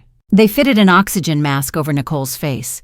Her chest shuddered, then rose in a long, greedy inhale. Her eyes flew open wide, panicked. She tried to sit up but was gently pushed back by another EMT. "Nicole, hey, look at me." I caught her hand squeezing hard enough that our knuckles blanched. "It's okay. You're safe. You're outside. It's over." Her eyes darted around wildly, tears spilling down her soot-streaked cheeks. Then they locked on mine, and for a second something like childhood flashed through both of us again, 10 years old, fighting over the last slice of birthday cake, unaware of the storm waiting decades down the road. I didn't mean. Her voice broke under the mask, raw and thin. I thought I could fix it. Make it work somehow. "I'm so sorry, Vanessa." I pressed my foreheads to hers. The oxygen mask made it awkward, but neither of us pulled back. "I know," I whispered. "It's done. We're both here. That's what matters now." But even as I said it, a darker truth coiled in my chest. Because survival didn't erase the consequences, and neither did last-second apologies. Behind us, firefighters surged up the porch and into the house in a tight column, hauling heavy lines axes already out. I could hear the hiss of water starting upstairs, the brittle crack of old wood surrendering. A crowd was forming out by the mailbox. Neighbors in bathrobes and slippers stood clustered under umbrellas and phone screens recording everything. Their faces were a mess of sympathy and curiosity, people drawn like moths to the drama of someone else's near ruin. I recognized the Thompsons from 3 doors down, the elderly couple who used to drop off pies at Thanksgiving. And next to them, the Pattersons whispering furiously into each other's ears as they filmed. It felt obscene. I wanted to march over, snatch the phones from their hands, and fling them into the mud. But my legs were too weak, my arms too tangled around Nicole, who was still clinging to me like she was afraid I might vanish. An officer finally approached.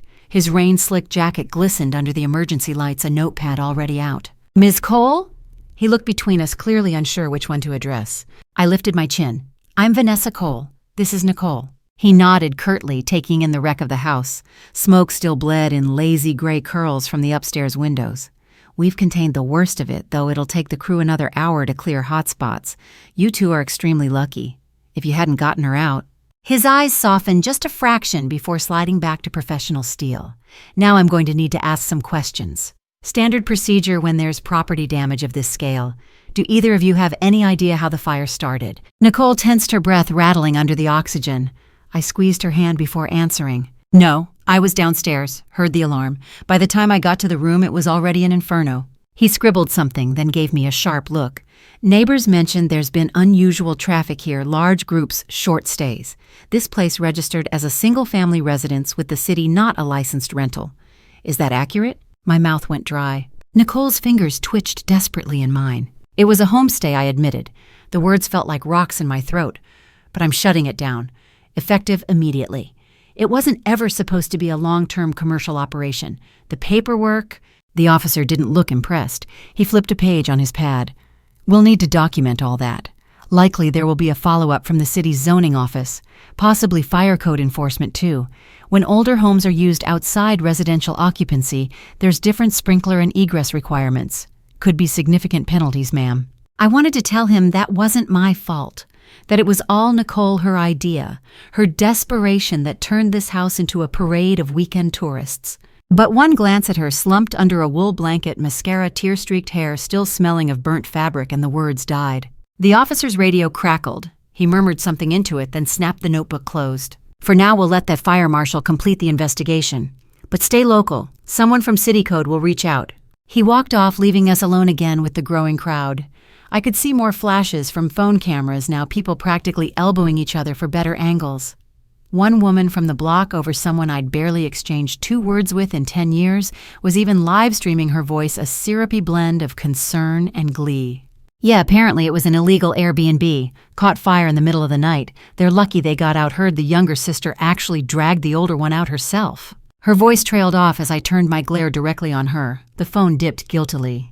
Nicole pressed closer to me, hiding her face. I wrapped my arm around her shoulders and stared back at our gawking neighbors until most of them finally found somewhere else to look. Above us, a firefighter leaned out the charred guest room window, shouting down to his crew. A blackened chunk of wood tumbled to the lawn, sending up a spray of embers. Nicole flinched. "Hey, I caught her chin, making her meet my eyes. Listen to me. We'll handle whatever comes. Code violations, city inspectors, nosy reporters, it doesn't matter. We're alive. We're together. The rest is noise. Her lower lip trembled. I'm so sorry, Vanessa, for everything, for what I almost did, what I almost lost us both to. I thought if I could just pull one more deal together, it'd prove something.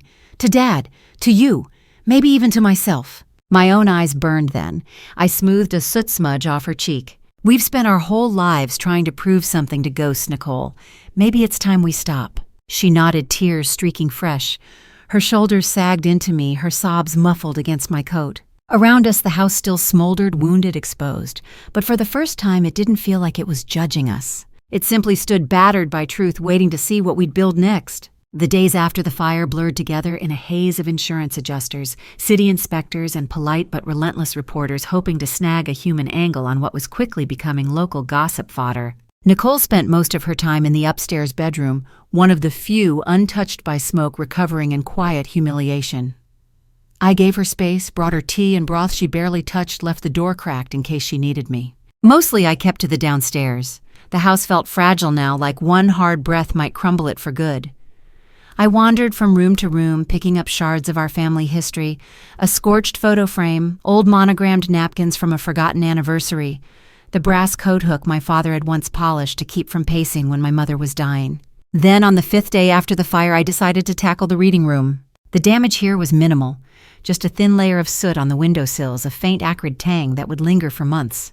It was the same small space my father had once used to drill me on spelling words, later turning it into his private sanctuary when grief became too big to share with even me. I started moving books, wiping down covers, checking for water damage. Some of the older spines cracked under my careful hands, their glue long since brittle. As I shifted a stack by the north wall, an unstable tower of engineering manuals and classic novels, I noticed one plank of the hardwood floor sat just slightly higher than the others. Curious, I crouched down, ran my fingertips along the seam. It lifted with a gentle tug, revealing a shallow compartment lined in cedar. My breath caught. Inside lay a battered leather-bound notebook, its edges scuffed to softness, a fountain pen tucked alongside it like a sleeping companion. I drew it out carefully. The leather was warm, almost alive under my palms, the way old, well-loved things sometimes were. Flipping it open, I immediately recognized my father's hand-tight, deliberate print that wavered only slightly in the later pages. TG 412. Sometimes I wake up convinced Margaret is still beside me, that if I roll over, I'll find her smile in the crook of my shoulder. I used to believe time would blunt this guilt. It hasn't. I carry it daily like ballast that keeps me from drifting too far into any one life. I sat back on my heels, tears already pricking. TG 603. I was weak. I let two worlds grow side by side, thinking I could tend both gardens. But gardens require honesty, sunlight. I gave neither fully to either woman. And my daughters. God forgive me, what inheritance is this? Two bright souls forced to grow around my failures, leaning toward a light I never provided. I turned more pages, desperate, hungry for every word, even as each cut a little deeper. TG 1127. Nicole doesn't know how deeply I love her. She was a bright shock of possibility I couldn't quite refuse. And Vanessa, she's my mirror, my penance, the one who stayed and watched me age.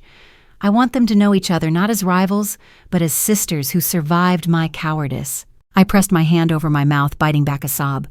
My father, so often silent in life, was pouring everything out here, his confusion, his selfishness, his desperate attempts to reconcile the two halves of himself that had never fully fit together. Near the back of the journal, the entries grew shakier, the ink blotched from hands that likely trembled more than he admitted.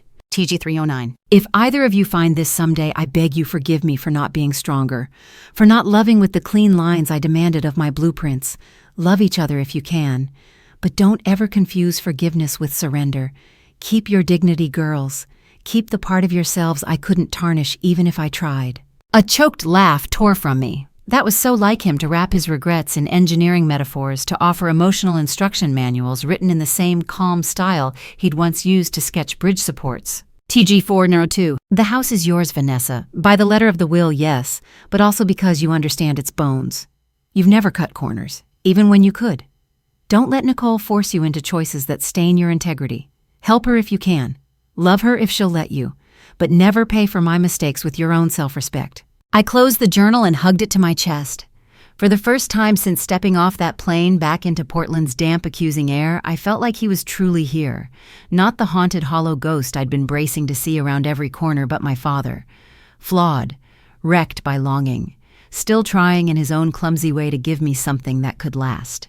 Eventually, I stood wiping my cheeks with the back of my hand. I found a fresh cotton cloth and carefully cleaned the cedar-lined hollow, then set the journal back inside. Not to hide it, but because that's where it belonged, tucked close to the bones of the house he'd loved so fiercely, even when he didn't know how to love its occupants the right way. I replaced the plank, feeling it settle home with a soft, almost grateful click. When I stepped out into the hall, Nicole was standing there, leaning heavily on the doorframe. Her skin still held the ghost of ash, her hair pulled into a messy knot that made her look painfully young. "You've been in there a long time," she rasped. "I found something," I admitted. "Dad's journal. You should read it too." She hugged herself tighter. "I don't know if I want to." "That's fair," I said softly. "But if you ever do, it might not fix things, but it could explain them." Nicole didn't reply. But as I walked past, she reached out just a small, tentative touch on my wrist. A question. An apology. Maybe even a thank you. I covered her hand with mine and squeezed, letting that moment be enough. Because for now it was. The rest, whatever forgiveness looked like, whatever dignity meant for each of us, would come later. In this house, still standing bruised and blackened with 2 daughters inside, trying to figure out how to stop building their lives around old fault lines. And maybe, just maybe, start laying down something new. Something neither of us would have to dig up in shame ever again. The last morning Nicole was in Portland was curiously bright, almost disrespectfully so. Sunlight pooled warm on the porch railings, glinting off the dew, like the house was trying to pretend nothing had ever burned here. Nothing had ever gone wrong at all. Inside it was another story. The atmosphere still clung heavy with the residue of smoke and hard confessions. Even the walls seemed to breathe around us with a slow, uncertain hush. I found Nicole in the front hall, bending over her battered suitcases. Her hands moved mechanically, tucking away stray scarves in a curling iron that looked like it hadn't been plugged in for weeks. Nearby, 2 cardboard boxes sealed with neon pink duct tape waited by the door, probably full of whatever remnants of her dreams she thought worth hauling across state lines. She didn't look up when I came in, just kept fussing with the zipper on the big duffel that refused to close, her mouth pressed into a thin line. "Need help?" I asked, voice rough with a dozen things I hadn't figured out how to say. Nicole's laugh was low, humorless. "God, I've been getting myself in and out of places like this since before you left for New York. I think I can handle a zipper." I flinched but let it pass. She finally forced the duffel shut with a grunt, wiped sweat from her brow, then leaned back against the banister like her legs couldn't quite support her anymore. So she said, exhaling hard, "I bought a bus ticket, cheap, to Austin." I blinked. "Texas? Why Texas?" She shrugged, eyes skating past mine. "Because it's warm. Because no one knows me there. Because you can start over anywhere if you tell yourself the story right enough times." My throat tightened. I'd imagined so many scenarios, fights, reconciliations, late-night whispered confessions over wine, but I hadn't prepared for this quiet surrender, this measured, exhausted departure. "How long?" I asked, though I hated the small broken note in my voice. Nicole gave a wan smile, long enough to figure out how to be somebody without Dad's shadow hanging all over me. "Without you either, no offense." I bristled. "None taken," I lied. We stood there in the foyer like 2 strangers forced together by a delayed train, neither of us sure if we should reach for each other or keep our hands stuffed in our pockets. Nicole finally sighed and pushed off the banister, moving to pick up one of the boxes. Her wrist trembled under the weight. I caught it before she could stop me. "Let me," I murmured. She didn't protest. Together we carried the load outside to where her beat-up Subaru was already half-packed. The grass underfoot was damp cold, seeping through my socks. As we slid the last box into the back seat, Nicole rested her hand on the edge of the open door, staring off toward the distant line of evergreens. "You know," she said after a while, voice startlingly small, "I used to picture us fixing this place up together, like one of those sappy home makeover shows. You with your spreadsheet plans, me with my big ideas about design trends. I thought maybe if we did something hard side by side, it would, I don't know, make us more than half sisters by accident." Her honesty hit like a blow. I had to look away. I wanted that too. Maybe not in exactly the same way, but I hoped we'd at least learn how to stand on the same ground without always looking for higher footing. Nicole huffed a half laugh that sounded dangerously close to a sob. "Guess that's why I need to go. I don't think I'll ever stop trying to compete with you if I stay, and I don't want to keep ruining things out of some warped need to prove Dad should have picked our family instead of yours." The words gutted me more than any of our vicious fights ever had. I reached out slowly, uncertain, and laid my hand over hers on the car door. Her skin was warm, slick with sweat. "I want you to be okay," I whispered. "Even if it's far from here. Even if we never figure out how to be whatever we're supposed to be, I still want you to find something good." Nicole swallowed hard. "Yeah, me too." For a second, we just stood there clutching the edge of her battered car like it was the last solid thing in either of our lives. Then, almost reluctantly, she let go and pulled me into a hug. It wasn't graceful. Our heads bumped. Her shoulder jabbed awkwardly under my chin. It was the kind of embrace two people gave each other when neither knew if they really meant it, or if it was simply a required ritual, something you did to prove to the universe that all the years together hadn't been entirely wasted. But after a breath, I felt her arms tighten, felt her face press into the hollow of my neck. Her body shook once, a shiver that was half laugh, half sob. When we pulled apart, her eyes were wet. Mine probably were too. "You're still mad at me," she said softly, almost daring me to deny it. I gave a thin, crooked smile. "Yeah, but I also still care, which is even more exhausting." Nicole let out a hoarse laugh. "God, ain't that the truth?" She climbed into the driver's seat, turned the ignition. The engine coughed twice before catching the dashboard lights flaring to life in a sad little glow. "Take care of this place, Vanessa," she said through the open window. "Even if you never figure out why it matters, take care of it. And yourself, too." I nodded, hands jammed into my sweatshirt pockets so she wouldn't see them shake. "I will." Then, almost under her breath, she added, "I'll call when I get settled, maybe." The car eased back down the gravel drive taillights, disappearing behind the old oak tree at the turn. I stood there long after she was gone, the damp wind threading through my hair, cold creeping up my ankles. In the silence that fell, the house behind me seemed to exhale a sigh that felt both mournful and oddly hopeful. Inside, everything still smelled faintly of ash, of endings, but also maybe of beginnings we hadn't yet earned. When I finally stepped back over the threshold, I realized that for the first time since returning to Portland, I wasn't bracing for Nicole's voice to come slicing through the air. The house was wholly mine now, but so was the weight of what it had taken to get here. And somehow I suspected that was exactly the inheritance our father had always intended two daughters stubborn enough to keep standing even with smoke-stung eyes, even with hearts still learning how to forgive. A week later, I found myself standing stiffly in the wood-paneled office of the Portland Zoning and Business Compliance Department, hands twisting in my lap while a clerk in a drab gray blazer read out the list of infractions in a weary monotone. Illegal operation of a short-term rental without proper registration. Failure to maintain fire code safety upgrades for commercial lodging. Improper tax reporting on hospitality income. It sounded damning on paper. Hell, it was damning. The fine itself was hefty, several $1,000s. Enough to sting, though, not enough to force me into any desperate sales.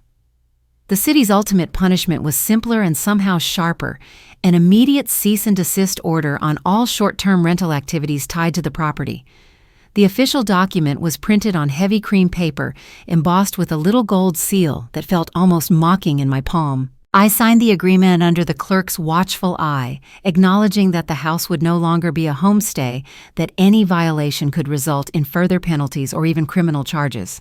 When it was done, I walked out into the weak morning sunlight feeling oddly light, like something rotten had finally been cut free, even if the wound still bled a little. The moment I got home, I posted a permanent closure notice on all the homestay listings, marked the calendar reminders Nicole had obsessively set for turnover days with a single dark X, and turned my phone off. Then, without quite knowing why, I wandered into my father's old library. It was a long, narrow room that smelled faintly of cedar and dust.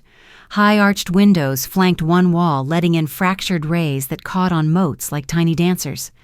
The shelves were overstuffed, sagging under the weight of decades of accumulation engineering tomes, with cracked spines, novels with his penciled notes crammed in the margins, old music scores still bearing faint fingerprints of graphite. I ran my hand along the nearest row, feeling the rough edges of the leather bindings under my fingertips. This was the room Dad had loved most, the place where he would disappear for hours with a cup of black coffee, sometimes emerging hours later looking haunted and hollow-eyed, other times humming softly under his breath, like he'd made peace with something only he could see. In all the chaos of returning Nicole's schemes, the fire, the relentless parade of officials, I'd almost forgotten why I wanted to keep the house at all. It wasn't for the stained glass in the parlor or the old clawfoot tub upstairs.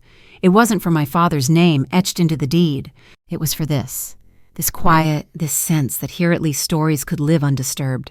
The next afternoon, I made calls to a local contractor about reinforcing the floor joists under the library, to an HVAC guy about installing new discrete vents to keep the room properly climate controlled. I rang up an old friend from college who now worked with a literacy nonprofit, asking if they ever needed community space for book clubs or small reading groups. She was immediately intrigued. A historic home library. Vanessa, that's beautiful. It could be such a calm spot for kids who never have somewhere safe to just be. That word stuck with me all evening, be. Not perform, not prove, just exist surrounded by shelves that had been whispering their patient stories long before I was born. A week later, I stood on the front porch as 3 volunteers helped unload boxes of children's books and tactile learning aids from the back of a van. We set up low cushions in one corner of the library, a short table for coloring a small brass bell to mark the start of story time. I kept my father's heavy wooden desk exactly where it was, his old drafting pencil still resting in the little groove he'd worn over years of idle tapping. Somehow it felt right, like the past should watch gently over this new chapter. On the first open afternoon, a handful of neighborhood kids trooped in shyly with their parents. They ran eager fingers over the embossed covers, giggling at the squeak of the library ladder on its iron track. One girl curled up under the big bay window and fell asleep with her head on a stuffed bear someone had brought the sun striping her small shoulders. Their parents lingered, too nervous at first, then relaxing into soft conversations as they flipped through battered paperbacks or accepted mugs of coffee I'd laid out on a little sideboard. It wasn't the bustling cash flow Nicole had once dreamed of, or the lucrative boutique hotel that some realtor had insisted would maximize property potential. It was better, because every laugh that rang through the library felt like a promise. Every hand trailing along the book spines was a tiny absolution for all the years this house had carried secrets heavier than stone. And sometimes when I stood by the doorway watching a pair of brothers argue over whether dragons or astronauts were cooler, I could almost see my father by the far window leaning back in his chair, a gentle smile ghosting across his face. One evening I sat at his old desk after everyone had gone, a mug of lukewarm tea steaming faintly in the dusk. The library was dim but peaceful, the shadows curling around bookshelves like contented cats. I pulled out a small stack of donation receipts and tucked them into a drawer already crowded with miscellaneous treasures, a hand-drawn thank you note from a little boy who said the library felt magic, a faded photo of my dad with a much younger me perched on his shoulders, the journal I still hadn't quite finished rereading. A breeze rattled the stained glass lightly, and for the briefest moment I thought I heard music drifting through, maybe the ghost of Dad's piano, maybe just the house settling its bones. Either way, it didn't scare me. I closed my eyes and breathed in the mingled scents of old paper-polished wood and a faint floral soap someone had left behind. Here finally was what I'd been trying to protect all along. Not walls or market value, not even just my father's flawed legacy, but the right for this place to be a sanctuary for whoever needed it next. I opened my eyes, a slow, real smile spreading across my face. No more hiding, no more frantic schemes. Just this house, these books, these small, hopeful voices echoing where old regrets had once made their nest, and the sure, steady knowledge that for the first time in years I was exactly where I was supposed to be. It surprised me how quickly word spread once the community reading afternoons settled into a rhythm. Maybe it was inevitable people were hungry for spaces that felt unhurried, where no one expected them to spend money or perform some curated version of contentment. By the third weekend, it wasn't just kids from the block or parents shepherding toddlers inside for story hour. Older neighbors I barely knew by more than a wave from the mailbox started wandering up the walk, shy and curious. A retired bus driver with knotted hands who confessed he hadn't cracked a book since high school. A teenage girl still in her apron from the bakery down the street, hair pinned up with a pencil. They'd drift through the library at first, fingers trailing lightly over the bindings drawn by the warm hush that seemed to hum from shelf to shelf. Some found a seat by the window or tucked into the armchair nearest the little stove, pulling down novels or poetry collections at random. Others didn't touch the books at all. They just sat breathing, listening to the rustle of pages and the soft clink of teacups, letting the house's long patient quiet soak into them like rain into dry earth. One sunny Thursday, I stepped out onto the porch with a tray of lemonade to find an impromptu gathering already happening. A pair of neighborhood landscapers, still in their neon safety vests, lounged on the steps with their boots off, socks bright against the faded boards. They were talking to Mrs. Hargrove from 2 streets over, who was kneeling in the flower beds with her straw hat tipped back, showing them how to prune dead blooms from the old rose bushes. "They'll come back fuller if you're ruthless early," she was saying, her gloved hands deft and sure. "It feels mean cutting away so much at once, but trust me, sometimes a good hard pruning is the only way something gets strong enough to bloom." I hovered by the screen door, clutching my tray, oddly spellbound by how right her words felt, how they seemed meant for more than just roses. Inside, the changes were even more profound. I couldn't remember the last time I'd heard anything strange in the house. No odd thumps overhead, no phantom piano keys, no lights winking out without explanation. It was as if the building itself had finally let out a long-held breath. Sometimes I'd still pause on the threshold of the library, half expecting a chill to skate over my shoulders, or for a book to tip from the shelf on its own. But all I ever found was the warm smell of sun-baked wood and the gentle shuffle of someone lost in their story. It was Mrs. Franklin, a widow who lived around the corner, perpetually clad in a navy cardigan even on the hottest days, who first put it into words. "This house used to frown," she told me one afternoon, eyes twinkling behind thick glasses. "I'd walk by on my morning stroll and swear it was glaring right out at me, daring me to come any closer. But now it smiles. Don't laugh at me. I know how it sounds, but that's what it feels like whatever was weighing it down finally packed up and left." I didn't laugh. I squeezed her hand instead. Maybe it was silly, but when I walked the halls these days, there was a softness to them, a gentle openness in the way the light pooled and lingered. Even the floorboards, so prone to groaning underfoot, once a chorus of creaks that could chill me to the bone, seemed to sigh in contentment now, more like the small complaints of an old friend stretching after a long nap. It wasn't just the absence of old terrors, it was the presence of something new. Because this was more than just a library now.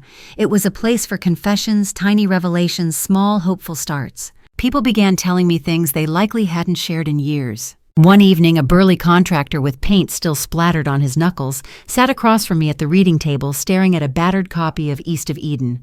He finally cleared his throat. "My old man used to read Steinbeck out loud when he was drunk," he confessed, voice cracking. "He'd start all slurry, but by the end he'd be stone sober, saying it like it was gospel. I thought I hated it. Turns out I missed it more than I ever let myself say." Another morning, I found two teenagers curled together on the window seat, whispering tearfully over a tattered book of Pablo Neruda's poems. When they noticed me, one of them wiped her nose on her sleeve and smiled shyly. "He writes like he knows exactly what it's like to love somebody who might not stay," she whispered. I wanted to hug them both right then, proof that even fragile hearts could find shelter here. And slowly this chorus of shared vulnerabilities became the house's new pulse. It hummed through their floorboards, drifted under doorways, wrapped itself around visitors like a quilt. The walls stopped echoing with secrets that didn't belong to anyone living anymore, and instead started holding these small, brave admissions. On the last Friday of the month, I hosted an evening open house encouraging people to bring whatever stories they wanted, written, spoken, sung. I sat on the wide library steps as dusk painted long gold bars across the garden, listening to a retired math teacher recite limericks he'd scribbled on grocery receipts. A young mother read aloud from a letter her husband had sent her during a deployment. A teenager with a trembling guitar sang a halting song she'd written for a father she hadn't seen in 3 years. When it ended, no one seemed in a hurry to leave. They lingered in the hall with steaming mugs, chatting under the antique chandelier that for once didn't flicker or threaten to snuff out. And I stood back, letting it all wash over me, heart so full it ached. In that moment, I realized we'd managed something miraculous. Not just Nicole and me, though her departure had been the first stone dislodged, but all of us. We'd turned a house once bloated with regret into a place hungry for living stories, where people could spill their burdens and find them met not with ghostly resentment but gentle acceptance. Sometimes I caught myself whispering thank you to the walls, to my father wherever he might hover, to whatever tired spirit had finally gathered up its grief and slipped out into the night, leaving room for laughter and confession and shy, bright hope. Because this tender congregation of broken bits, all finding ways to belong together under one worn roof, was worth every burned memory, every tearful confrontation, every dollar I'd paid in fines. And for the first time since stepping off that plane back into Portland's rain-washed chaos, I believed with all my battered heart that we hadn't just preserved my father's legacy. We'd rewritten it, page by trembling page, voice by uncertain voice. Until the house itself finally seemed to agree, standing solid and serene at the end of the street, its windows aglow, its doors always open, and its long, tangled history no longer something to fear, but something tenderly, triumphantly alive. It was nearly dusk when I finally let myself stop. The last visitors had drifted out with soft goodbyes, their voices trailing down the walk, still threaded with snippets of shared stories. Inside the house settled into a gentle hush. Even the old boards seemed to breathe easier these days. I carried a glass of cool rosé out onto the porch, the one facing west where the sky over Portland liked to show off in broad, reckless strokes, fiery orange streaks of amethyst, the last bruised hints of blue. The evening was warm in that honeyed, forgiving way late summer sometimes offers, like an apology for all the damp months. I sat on the top step, toes curling against the sun-warmed wood, and pulled out one of my father's letters. This one was thinner than the others. Written on cheap hotel stationery, the date smudged. Vanessa, there are 1,000 ways I could try to tell you I'm sorry, but none of them would make up for the choices I made before you were even born. You deserved a simpler story than the one I gave you, but simple isn't always true, is it? If there's anything I hope I've taught you through every flaw you couldn't help seeing, it's to build your life on something sturdier than guilt or easy applause. Build it on what brings you peace.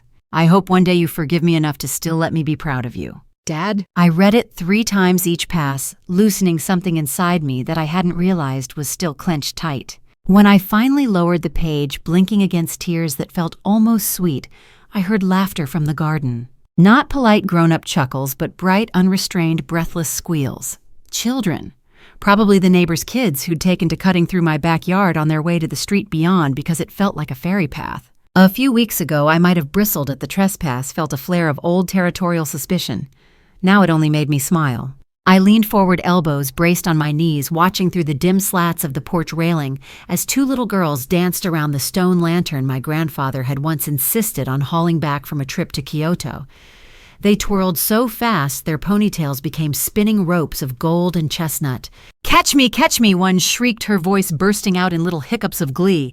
Their bare feet scattered petals from the late summer lilies, but somehow I didn't mind. The garden seemed to glow under them, grateful for the chaos. The letter lay soft in my hand, ghostlight in the gathering twilight. I wondered what Dad would say if he could see it now. This house that had once groaned under the weight of so many secrets, now ringing with the sort of laughter that didn't owe anybody anything. Maybe he'd finally believe I'd kept his promise better than he ever could. My phone buzzed where I'd tucked it beside me. I hesitated before picking it up. Old habits still die slow, but when I saw the name flashing across the screen, I let out a small, breathless laugh. It was from NextGen's headquarters in New York. I hadn't been in a hurry to reconnect after everything that had happened here. My team had carried on loyal and quietly efficient. The European rollout was going better than anyone projected, better even than I'd dreamed back in that skyscraper boardroom with its sweeping Hudson River views.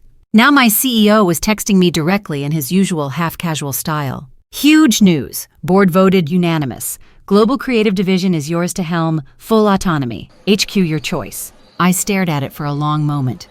Once the thought of running NextGen's entire global creative direction would have sent adrenaline singing through my veins. The dream of being courted across continents, of racking up first-class tickets and sleek hotel stays, of telling younger versions of myself, look what it got you. All that grinding, all those sacrifices.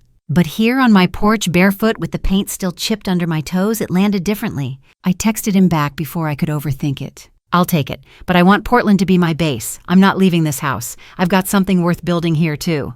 The reply came almost instantly. Done. We'll build you a satellite team there. Fly people in. You've earned that. I set the phone down again, a laugh bubbling up that felt dangerously close to relief. Because I realized then that the old Vanessa would have felt compelled to apologize for not chasing the New York skyline, would have wrapped the explanation in defensive metrics and clever strategy. Now it was enough to simply say I wanted to stay, because peace didn't need bullet points. I leaned back on my hands, eyes half-lidded against the molten horizon. The last of the sun bled out slow, staining the clouds a tender purple. Somewhere behind me, the house creaked a soft, companionable sound like a shoulder brushing mine. The kids' giggles faded off toward the neighbor's fence, their footsteps leaving only crushed petals and a faint sweetness in the dusk. It struck me that if I listened hard enough, I could almost hear the house itself breathing, not labored the way it once had under the strain of old grief and fresh betrayal, but easy, content. I closed my eyes, let the warm evening wrap around me. Dad's letter lay over my heart, paper fluttering with my breath. Above, the first stars broke through quiet witnesses the same way they'd been for generations of fumbling families trying to figure out how to love each other without breaking everything in the process. And in that small hush, I let myself believe that maybe we'd finally gotten it right. Not by fixing all that past mistakes, no house could ever stand flawless under that much pressure, but by leaving the doors open, by letting laughter and tearful confessions and shy new hopes roll through every battered hallway until there was nothing left to haunt. A soft wind rose, stirring the ivy along the porch beams. I tipped my face into it, feeling it thread through my hair like a blessing. Tomorrow would come with its emails and budget calls, its carefully negotiated campaigns to keep a global brand humming. But tonight belonged to warm wood under my legs, to children's laughter still echoing faintly in the lilies, to a father's faltering words finally finding the right place to land. And to me, unapologetically here, right where I'd chosen to be. By the last Saturday of September, the house felt so far removed from how I'd found it when I first flew home that it almost made me dizzy. The air itself seemed lighter sun, pouring easily through the big parlor windows, pooling on the time-worn rug like warm syrup. The faint scent of books and old cedar mingled with hints of vanilla from the tea cake someone's mother had dropped off that morning, just because it seemed like the sort of place that needed cake. We'd outgrown the library now, at least on weekends. There were too many eager bodies, too many bright eyes. So today we spread blankets in the sunroom, the very space where Nicole had once stacked luggage for paying guests, trying to squeeze every dollar from a haunted house that only wanted to be loved. I settled onto a big floor cushion cross-legged, a picture book splayed open across my knees.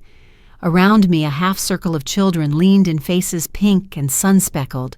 They ranged from toddlers with hair still damp from morning baths to lanky tweens, trying to pretend they weren't as invested in the story as the little ones. "All right," I said, tapping the page. "Where did we leave off?" Oh, right, the bear was about to learn why the moon keeps changing shape. A tiny boy with curls like coiled springs bounced in place. "Because it's hungry," he squealed. "That is a wonderful guess," I said, beaming, "but let's see what the moon has to say for itself." As I turned the page, laughter rippled through them, soft, sincere, safe. Beyond the windows, the garden glowed under a forgiving sun. Bees fussed lazily among the asters, and the old Japanese lantern was half hidden by waves of marigolds someone from the neighborhood had come by to plant. Just past that stood the modest row of daisies, my father's daisies, still stubbornly bright after everything this soil had suffered. I paused mid-sentence to just breathe it in. The scent of fresh earth, warm sun, the faint musk of old paper. The children waited without squirming eyes, big with trust. When I started again, my voice caught a little, because it wasn't just them listening, it was the house too. All its once bruised corners, the ghost of the piano that had finally gone quiet, the floorboards that no longer groaned underfoot like they resented us. It felt like we were reading to all of it, rewriting its story right into the walls. Later, after parents had gathered their kids and bundled them back out to minivans or little hatchbacks, I stayed sitting there in the late glow.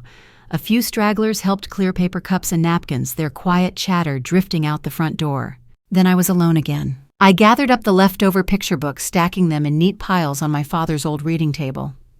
My hand lingered on the sun-warmed wood, tracing a faint scar where he'd once dropped a soldering iron, one of those small domestic accidents that somehow felt holy now. On impulse, I stood and stepped outside. The garden greeted me with a soft hush leaves fluttering in a forgiving breeze. I wandered barefoot down the narrow flagstone path, breathing in the smell of damp mulch and distant chimney smoke from someone's early autumn fire. When I reached the daisies, I crouched low, fingertips brushing the delicate white petals. They leaned gently under my touch, unafraid. My father had once knelt right here, soil under his nails, showing me how to pat the ground firmly enough to cradle a seedling, but not so tight that it couldn't breathe. Everything needs room to grow, Vanessa. Even if it doesn't look like much now, give it space, give it time. I smiled, blinking back tears that weren't quite sad. The door creaked open behind me. I turned to see one of the neighborhood girls, Clara, all knobby knees and elbows, hovering there, a shy question on her face. "Miss Vanessa," she piped, "can I read out here with you? It's so pretty." My heart gave a little skip. "Of course, sweetheart, grab your book." She scampered back inside and emerged a minute later with a dog-eared fairy tale. Together, we sat right there on the grass. I pulled my skirt over my knees to avoid the dew, and Clara lay on her belly chin propped in her hands, legs swinging back and forth. We read quietly, voices overlapping hers, stumbling adorably over long words. Birds rustled in the hedges, the breeze carried laughter from somewhere down the block, and I could almost swear the house itself sighed in contentment behind us. At one point, Clara paused, her gaze lifting past me. "Why do you always smile when you look at those flowers?" she asked. I glanced over at the daisies. "Because they remind me that you can start over," I said softly. that things can bloom again even when you think there's no way they could. She considered this with a gravity only children seem to muster. Then she nodded satisfied and bent back over her story. As the sun dipped lower, pouring gold through the windows until it lit the old glass like honey, I gathered up our books and walked Clara home. Her small hand squeezed mine tight the whole way. When I returned, the house was bathed in that last syrupy light. Dust motes danced in the sunbeams slicing through the parlor. I stepped inside and just stood there listening to the silence. It wasn't empty. It was full of every confession, every giggle, every timid story someone had dared to share within these walls. I wandered back to the library, running my palm along the spines that now felt like old friends. Then I sat right on the floor dress, pooling around me, head tipped back to let the light spill over my face. I closed my eyes and let it all sink in. The murmur of the garden, the echo of children's laughter, the memory of my father's hands guiding mine in the dirt. And in that soft exhale of evening, I realized I wasn't waiting anymore. Not for the other shoe to drop, not for some haunting chord on a phantom piano, not for Nicole to call from Texas or for Dad to step through the door and apologize one last time. I was simply here, in this house that had finally forgiven itself. In this life I was finally allowed to love without explanation. Outside, a breeze stirred the daisies. One loose petal broke free, twirling up toward the porch before drifting gently across the threshold, an unassuming little scrap of grace. I smiled, and that's how it ended. Vanessa Cole, once the girl desperate to prove her worth by skyscrapers and foreign contracts, now simply reading stories on her porch, letting dusk fall gentle around her shoulders. As the camera pulled slowly back, the garden unfolded lush under the amber sky daisies, catching the last sun in luminous halos. Then came the simple words ghosting onto the screen in tender script. Family isn't just blood. It's where you learn to love and to honor yourself. Soft music rose, threading through the rustle of leaves and distant laughter. The house stood serene whole at last as the screen faded to a warm hush and the credits began to roll. And somewhere, maybe in memory, maybe only in the heart, a father's voice could almost be heard whispering, "You did it, sweetheart. You gave it space. You gave it time."